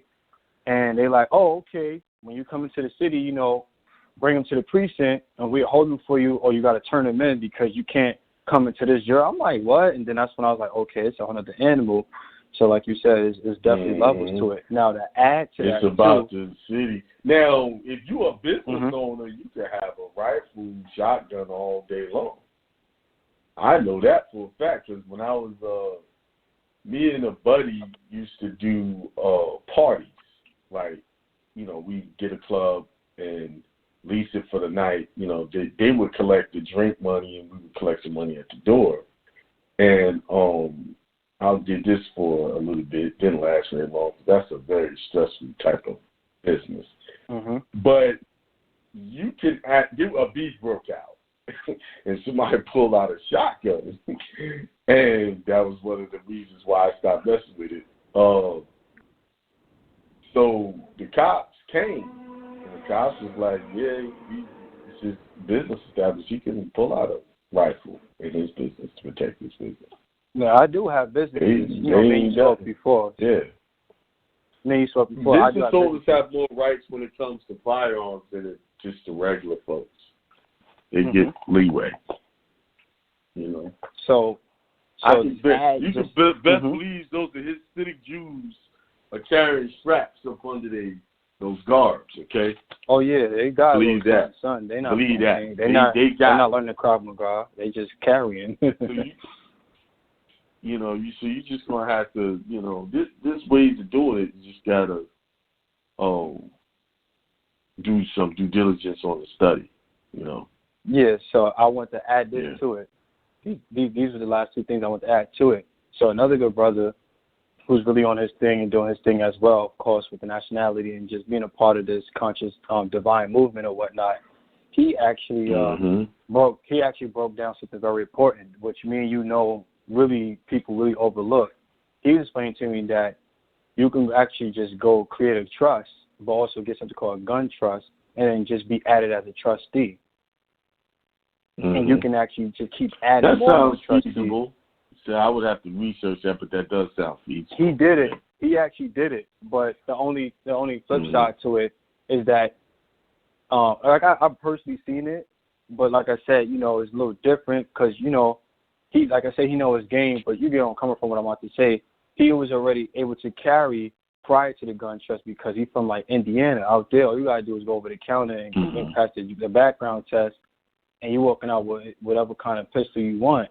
But he had explained it, and then I did my research, a lot of research. But as you already know, certain things we could say the consultation for, or the payment for, because we could just strike it up and know what we need to put down. When I started looking into the gun trust, it seemed to be very heavy. Like, if you get a really good quote-unquote attorney or a person like us that's putting the knowledge together, networking, all the above, all you gotta do is go there with that gun trust looking tight, and then pretty much you good as gold. As we also know at this point, we can't own anything, so everything is gonna be put under trust. Right. You just a trustee of all of the things that's in that trust. I got you. And with reasonable. Yeah, and the cool part about it, brother. I got a lot of definitely. We're building. Yeah, definitely. I already know. We're building the private side, but peace and love, man. Okay, peace. All right, thanks. All right. Let's keep it moving. There was something when he was talking that came to my mind. Oh, this is what I wanted to talk about. And I'm just gonna run through this, but I'm gonna elaborate it probably on next Tuesday with this. It's about jurisdiction of the court. And I was reading some court documents today, and the lawyer said something in here that was interesting. Give me a second here. So I got something come across my screen. All right. So there's something interesting about the defendants. And I knew this, but I don't think I ever elaborate on it. I'm going to read this part. It says, whereas, and this is just part of the a settlement agreement. It says, whereas defendants have filed an answer in affirmative defenses in response to the aforementioned complaint and have submitted to the jurisdiction of this court. What does this say? Those statements, what does it say? It says that when you get a complaint against you and you answer it and you submit a defense to it, you automatically give them jurisdiction. So what am I trying to tell y'all? When y'all get stuff hitting y'all need to be doing motions to dismiss immediately. Is there a chance that they might roll over it? But what you're establishing that they don't have jurisdiction right from the start. The problem is, and y'all been taught this in the past, they told you to just I deny, right out the gate. When you do that, you give the court jurisdiction. Now, if you know Rule 12 and how it reads, you have to claim all the jurisdictional grounds, lack of subject matter jurisdiction, lack of personal jurisdiction, like insufficient service of process, insufficient process, failure to state a claim for which relate. All of those are jurisdictional objections or grounds. So be careful when y'all getting into these complaints that y'all not immediately jump into an answer. Especially in y'all criminal cases. Be careful. Because I just read to you that these lawyers said they answered and gave an affirmative defense which which amounted to giving the court jurisdiction. When you go in there and you plead guilty or not guilty, giving the court jurisdiction. All right, that's just a short lesson, but I'm going to go deeper into that probably next Tuesday.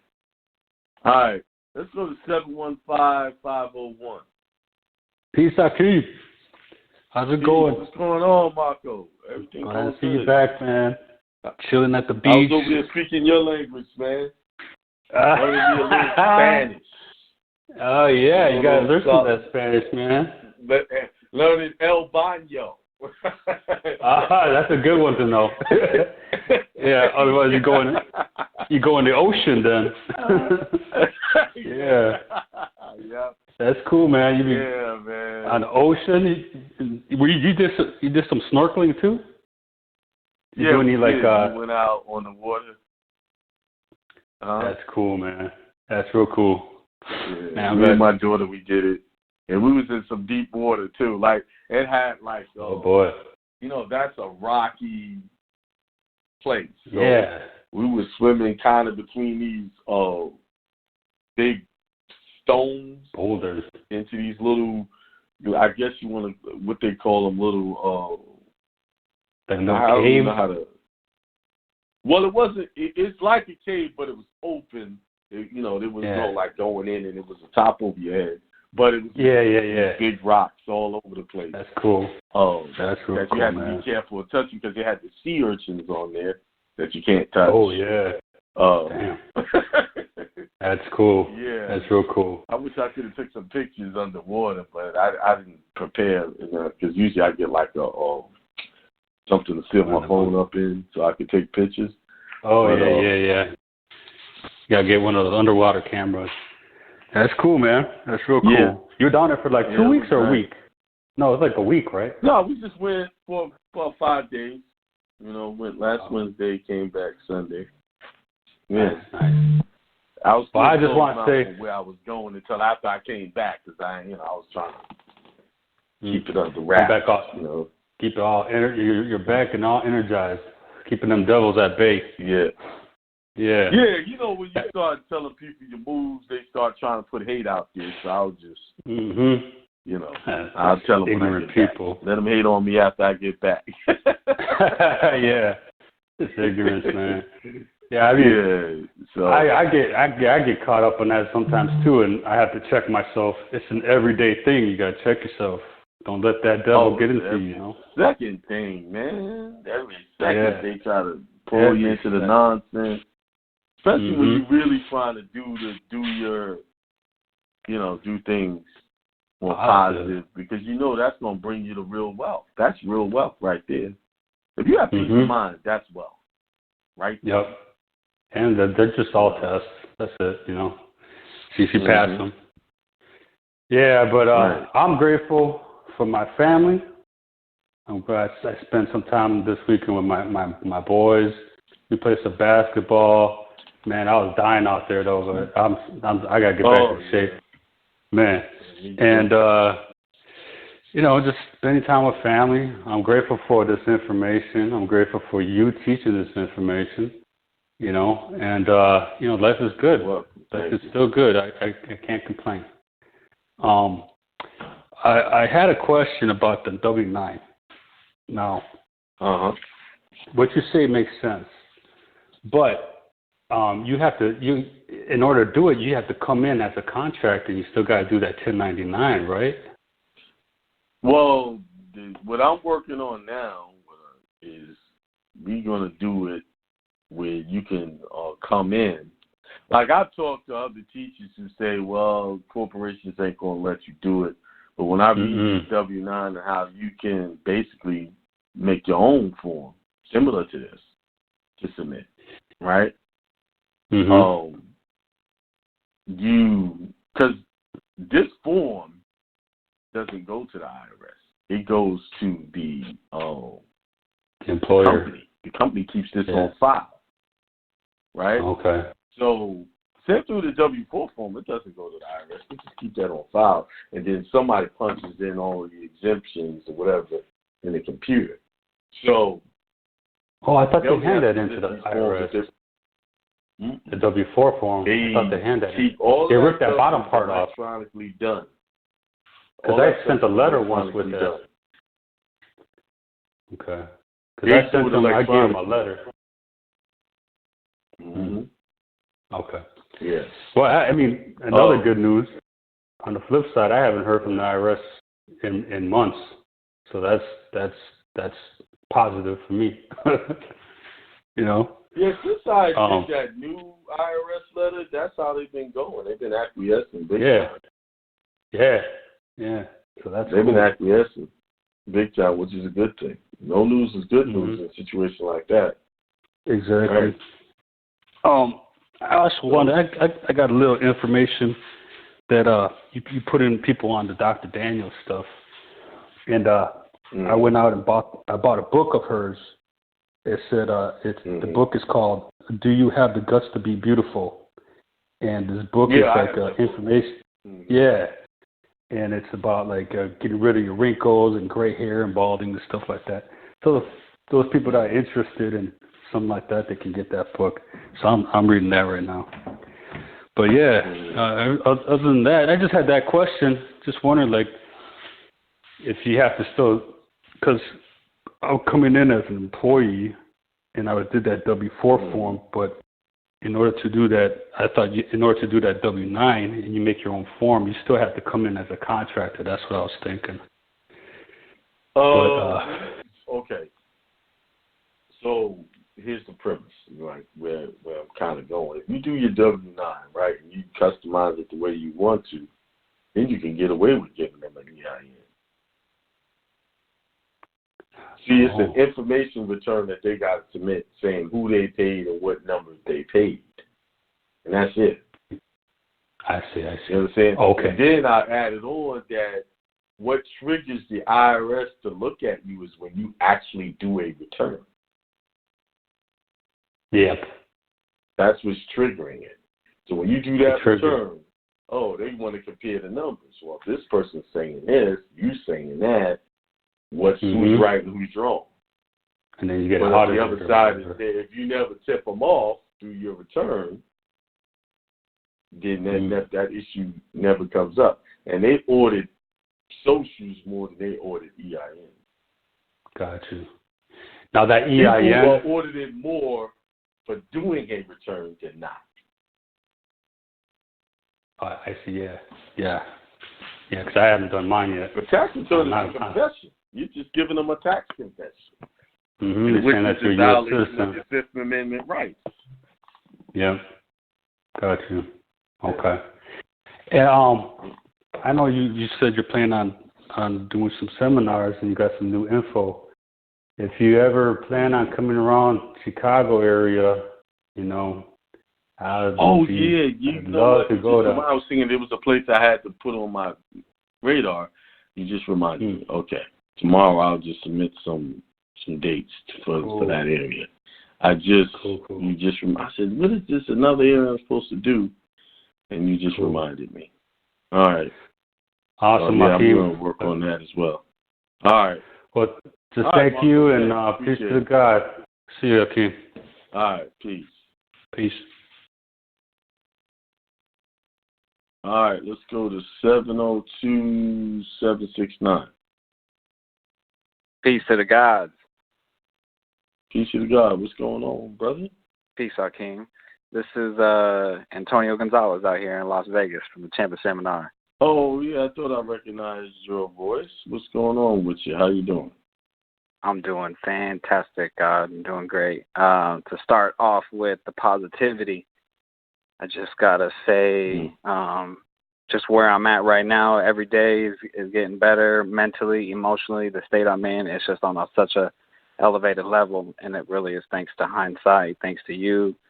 It's been amazing the growth that I've done in just the last couple months, especially the last couple months.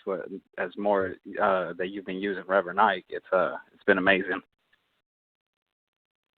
But I wanted to call you to give you I wanted to give you an update on that passport situation because it sounds like I got the same letter that the brother was talking about earlier.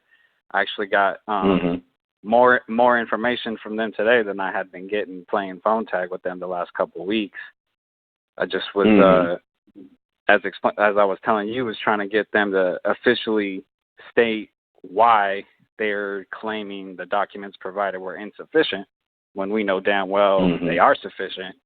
But the lady today was real cool and helpful, and she told me the reason why was because of the ID that I used or provided was issued in 2019.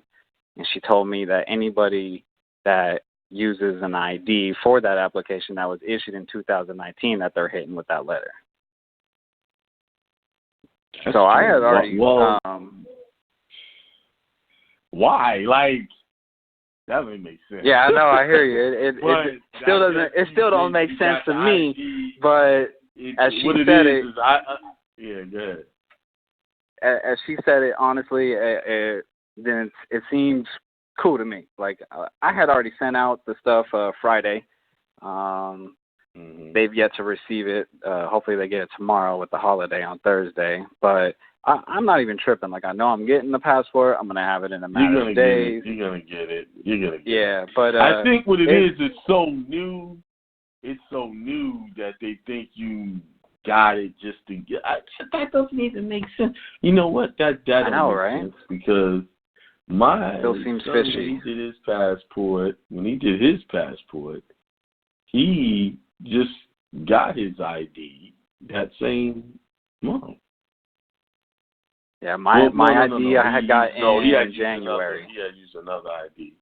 Yeah, he had used another ID. Now that I think about it. Mine was issued in January. Yeah. I went up there and turned my driver's license into a real ID, and that's what she told me today. And just to be honest with you, like it felt okay. Like I didn't feel like she was. I mean, she could be following a script, but I was like, okay. But she was the most helpful. So what am I supposed that to I've do had in the last couple of weeks. That's just another way to give you a hard time. That's all it is. Yeah. But it's cool. I mean, I actually went out of my way to make sure that the extra documentation I was sending them didn't even have my signature because, I mean, they say you can use a yearbook, so I sent them 4 different yearbooks. They didn't say you can't use the same thing more than once. So a lot of them they tell you what you can use. You can actually give them an expired ID. Yeah. It says it. They'll take an expired one. That's the one place they'll take an expired. What they're trying to do is make sure you're you. That's all. Yeah, so I ain't even tripping. I don't even got a question. I just wanted to call in, give you the update. Okay. All is well, and I look forward to joining my brother, as he stated earlier, calling back very soon to provide testimony that I got my passport. Okay. And we can keep it moving, brother. Probably in another week or so. About between the next 10 days, you should have it. All right? Yep. All right, brother. All right. All right, peace. Peace to the guys. All right. Peace. All right. Good news all around. Good vibes. 787-974. You're up. Peace to the God. What's going on, man? ¿Cómo está? Nothing much. You tell me what's up. How's life? How's life treating you? Beautiful. Life is beautiful, man. Okay. I'm here in the so-called Puerto Rico island. Yes. I'm calling from the so-called Puerto Rican island, trying to crack this damn code over here. You know how we do. I've been as indigenous close to 30 years, and I'm very honored to be an indigenous to the land. And I'm doing what we're supposed to do, trying to get people, it's very hard. But nothing is impossible. I've been here on your call for a while. And if you don't mind, how's everything? Everything's good for all the indigenous people out here? How's everything doing? Y'all doing all right out there? Yeah, a lot of people are suffering. A lot of people definitely are suffering. And but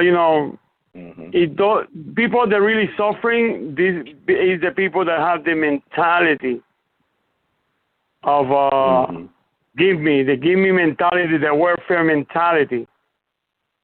But if you're not trying to create your own food, clothing, and shelter, and trying to do your little business and try to overcome everything that people trying to block you, that's a good one. Okay, so I don't have no problem with that. I don't follow no leader. I follow myself. Good. But yes, I hear I haven't heard this issue about the passport because I've been navigating without anything for the past 18 years. Okay, I don't use any ID. I use my own. I'm not affiliated with no group, and which I have a case pending in the Supreme Court of the issue of traveling with Homeland Security. So that's one issue that I have. And no. So you mentioned you say about national security? No, I said that I have a issue on Supreme Court here in so-called Puerto Rico about Homeland Security, or the issue of traveling with my indigenous credentials. I've been doing it back and forth to so-called Puerto Rico for the past almost 19 years. Okay? So, yeah. So I hear, I've been here from Jonah Bay and other people talk about the American national, and also the European people. So now, you for what I hear, you're getting U.S. passport as a national. U.S. national. Your passport as a national, American national, not a U.S. national. A U.S. national is a U.S. citizen. Okay.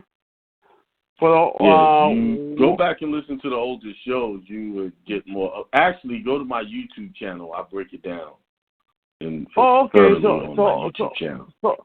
So what is your name on the YouTube channel? Is it Hindsight? Akiem. No, it's Akiem L. That's the YouTube channel. I look up Akiem L and look at that. It's two videos: understanding the DS-11, and the second one is non-citizen national certificate miss. Those two videos. Good. I'll look it up. All right. And that's one issue that I'm working. But the thing is, for when you use as a Moor or Taino, Arawak, I use my indigenous Moor as a Moor and Taino credential for myself. You can still get one of those. Even though I don't have, that's not my. You can use that. Even though that's not my plan, it's not my plan for me to try to get one of those. How you call it? Those are passports, because what happened here in the island, people need to look at the Spanish-American War. How my so-called Puerto Rican brothers and sisters got invaded. We got invaded in our homeland. You understand? So we got invaded. So. For trying to understand, for what I know, that people, especially myself, I don't want one of those passports. I think with you, I don't know with your experience or any other brother with experience, I think we should all come across to our own stuff. Well, how are you going to do that when you try to go to a country like Costa Rica or any of them? They're not going to take any other documents, but what they have slated is official documents that they're going to accept you in or out of their country. Well, what happened? You can't just come up with it unless you got to get it recognized. It's not that simple. Yeah. That sounds like a good plan. In the circumstances that you're in right now, without a passport, no matter all of the stuff you say, you cannot go anywhere outside of the United States territories. No, but one day I will, because that's one of my goals, to use to find one way how to go any place without being disturbed, because that's my big fight. The right to travel, all that stuff, dealing with taxes, that's nonsense. But that's going to be one of my big fights. Correctly. Well, if you read that, you've never read the application. The application shows you how to get the passport as a national. No one ever read the instructions where it tells you how to do it. No. That you're right. You're true. You got to read the application. It tells you your remedy right there. That's why I'm telling you to go look at that video. It'll explain it. Yeah. Well, really, but I was looking into something with Spain, because there was a chief. I'm trying to do a homework on that. There was a chief here, an indigenous Taino, that have a treaty with Spain. So I think maybe something else besides U.S.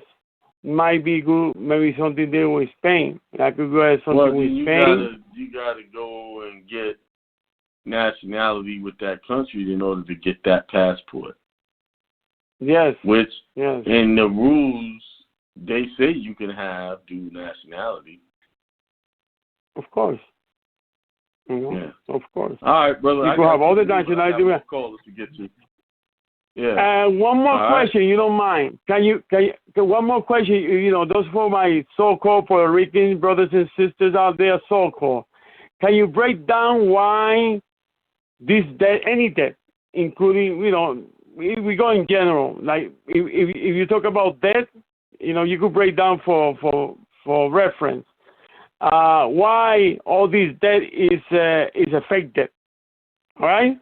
Can you break it down and hang up? That's. All right. I'll answer that this way. It's not a fake debt. Know why it's not a fake debt? Because you agreed to pay it. See, y'all, people been running around teaching how this all debt's fake and this, that, and the other. And when you look at the way they do it, it is in a way not what you call, how would I say? They're not giving you full disclosure about how they're creating debt. But it's not fake debt because you signed the contract saying that you would pay it. So you can call it fake all you want, but when they come after the money and take you to court and try to sue you for it, the judge, you can't use that argument that it's fake debt. And so many people have gone to the court and said, oh, it's fake debt. And the judge, like, prove it. And they get a jury and you start talking about how 1933 the United States went bankrupt and this and that. Now they start looking at you like you're crazy. Now, how I help people get out of debt by saying simple things like, this lawyer is not the person I signed the contract with that came into this court. I need someone with first-hand knowledge to prove that I took out this loan. And I need full accounting, meaning I need from zero how this debt got to where it is right now, which they never have. And that's how you get out of it. But I can tell you without a doubt, they're not treating it like it's fake debt when they're coming at you.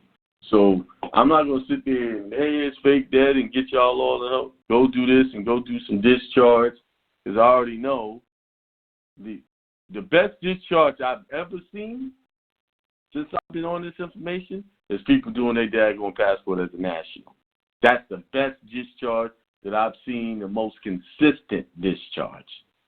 I've seen more discharge in the last 7 to 8 months through people nationalizing, correcting their status in that system than I ever seen in any type of discharge using money orders and bills of exchange and all of that stuff. Those things I've seen people get legal problems. You know, some minor, some severe. Or if they didn't even get legal problems, it didn't do anything. It didn't even discharge. And the people that's been teaching y'all that didn't discharge either or even attempted to discharge.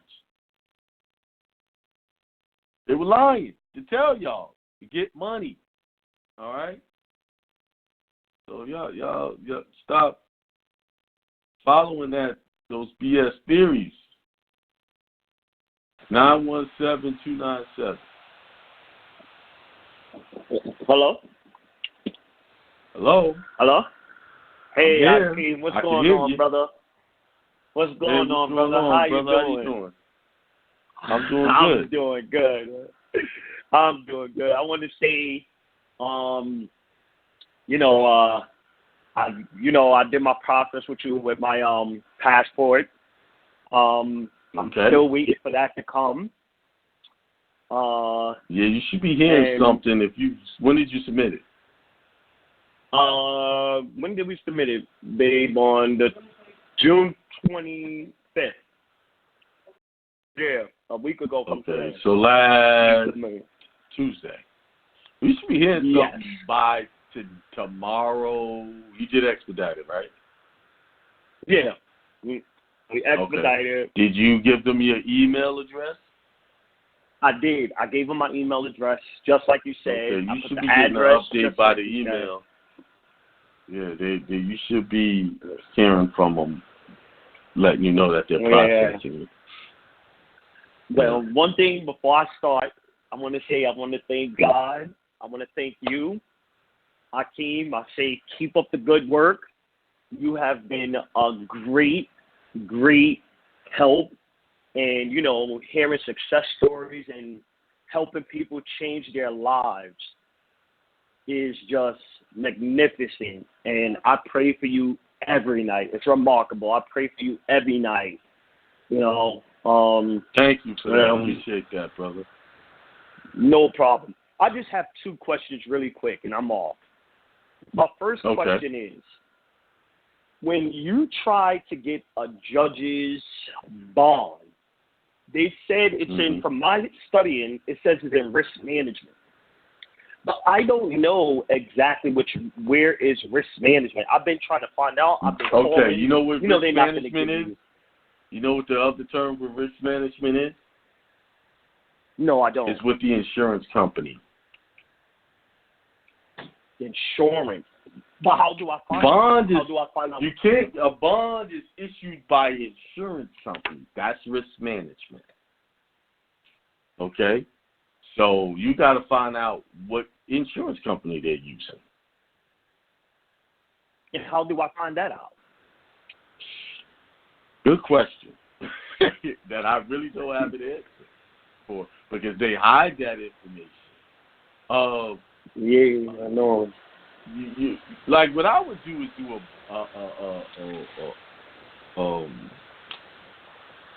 a search for bond companies that deal with counties and police, police organizations and things like that. But it's there. It's just, now what are you trying to use this for? All right.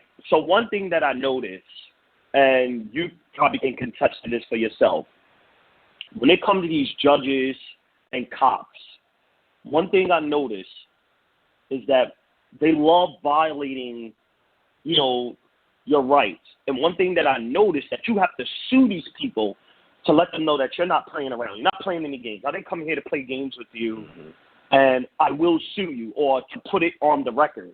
This is something that I know for a fact, because I went up against these people a couple times, and I noticed they just act like they don't care. So the only way I noticed, and it's not just with these judges, it's all these companies, the only way they understand English is if you sue them. This is the only way to get them to back up on you and say, you know what? Do not mess with him. Leave him alone. He's not breaking any laws. He's not doing nothing. That's what I learned so far, dealing with these courts or dealing with any type of corporation. They will call your bluff. And this is the only way to get remedy, is by suit. So my thing is, I don't know how to find the bonds. And one thing I know is risk management. I'm like, I was calling around. It was all you got to do is start your lawsuit, that bond to come out, because that's what's going to pay it. Really? Okay, I got that. Okay, my next question is, if you want to file something on the record, to the record, right? I know they say go to the county. You got to go to your county. But plenty of times I went to my county, and you know how they play games because they don't make it easy for you. The county of New York would be like, oh, it's not here, you got to file it. We don't know where you got to file it. So where exactly do you go in New York City, because I know you know about New York City, to file anything into the record or make it public information? It all depends on what you're trying to file. All right.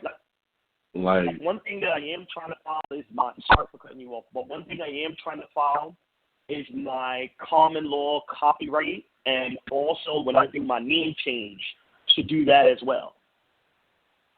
When you do the name change, that's done automatically.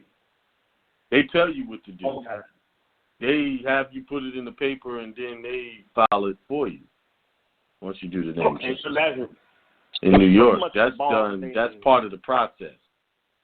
To do a name change in New York, that's one of the process. Publicize it once it's approved or granted. Publicize it in a newspaper, and then it gets filed. They instruct the clerk to file it. So is that the same thing? Like if I wanted to make my copyright, like my common law copyright? Copyright. I wanted to make that public. You can do the copyright deposit, or there's another one that I like a little better. Is ipcopyright.com. ipcopyright.com. ipcopyright.com. Let me write that down. Okay. All right. ipcopyright.com. All right. Now let me just address something you were talking about when, trying to get these judges to do stuff. Now, let me explain to you what I do to get judges to follow the rules. It's very simple. The Constitution. Simple. The Constitution says this, and I don't go in there adversarial. I just put in my paper precedes me when I go to court or I have to deal with it. And if I'm helping someone, I make sure they understand this paperwork needs to be in before you go into court, and all you have to do is either read that paperwork exactly how it says it. Judges, I had a situation where, they were trying to force them into all kinds of things that was against the Constitution, but I pointed out what the Constitution said. Judge came off the bench, took his robe off, and went into his private chambers, and nothing has happened.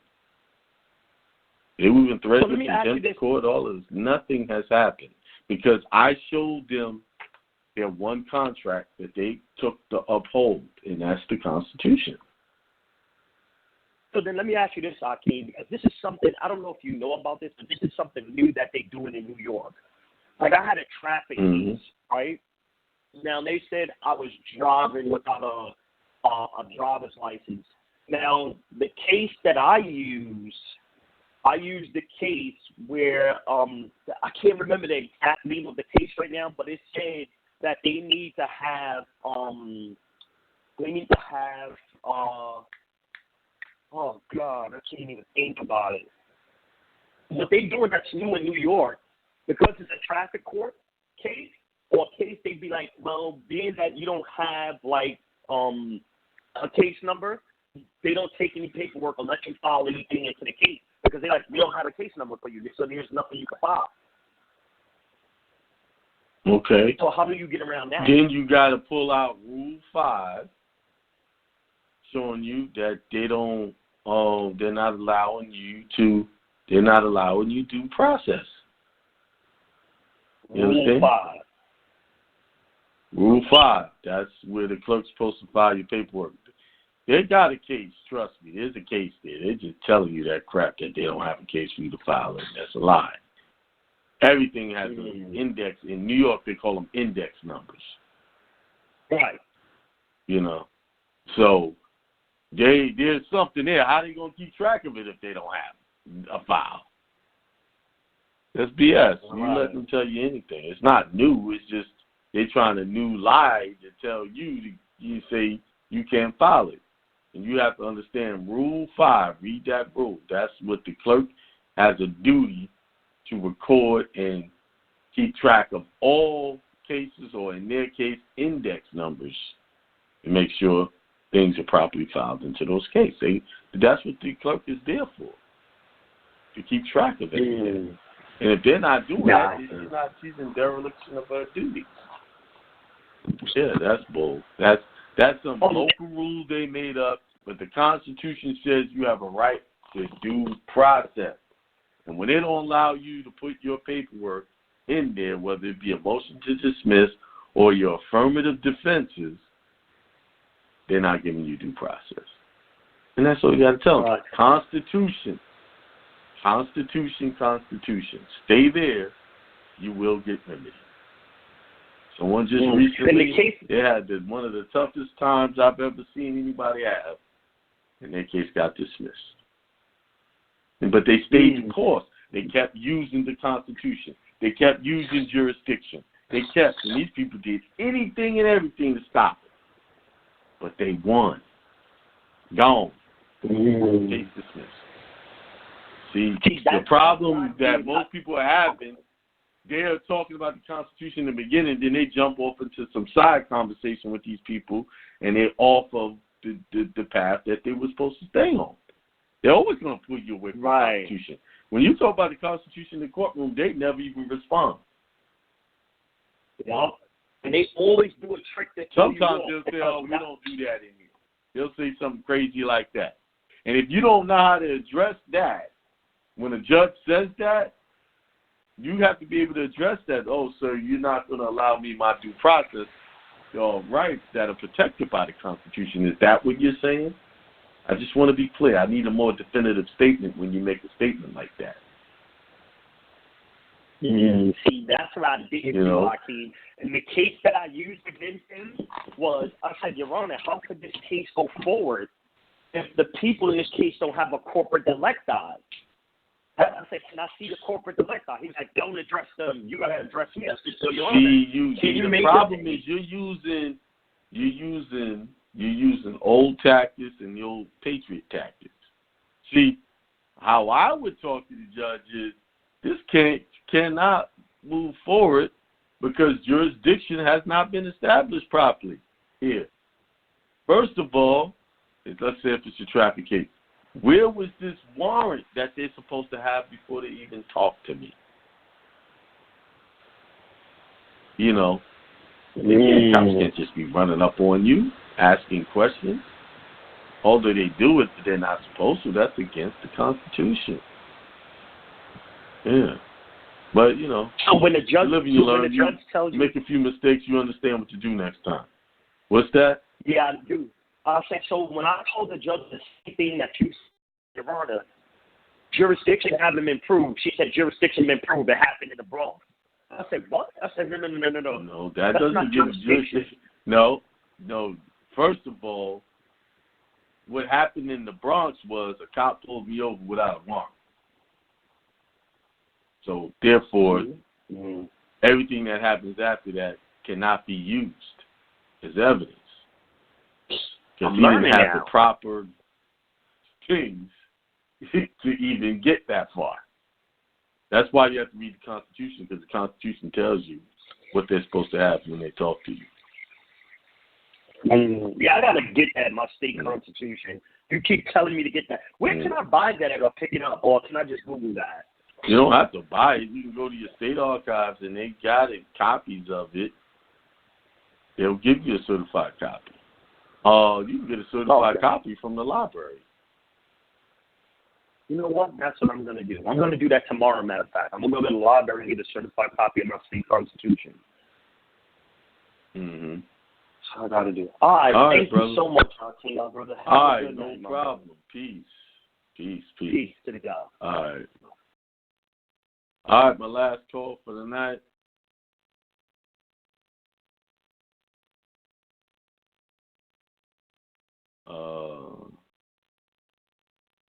Somebody said about New Jersey, if you get the spot, sure to be successful. Yes, it'll be successful. Get the spot, and I'll make it happen.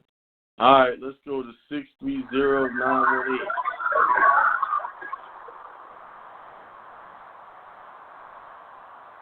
630-918. All right. What's up, King? I gave you your Hey, what's up? About to move on. I'm sorry. What up? I appreciate it.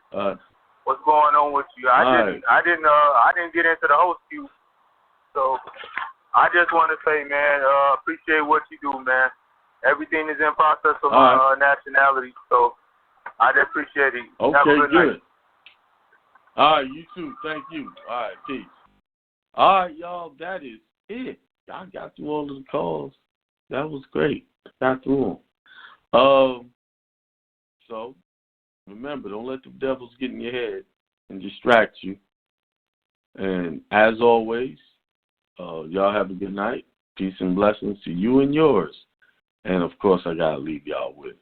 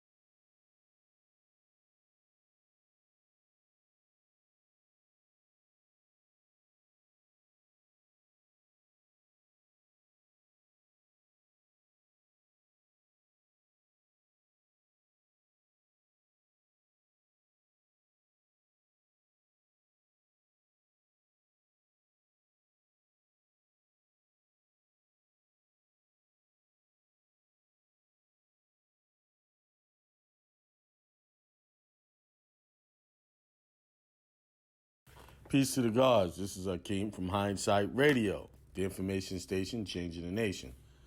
Just wanted to give you guys information about my website. You can go to Akiem.com, and I have remedies for tax issues, CPN credit, debt, third-party debt collectors, and much, much more. Go to Akiem.com. And my show is on Tuesdays and Thursdays at 7 p.m. The website for that is blogtalkradio.com/hindsight2020. Peace.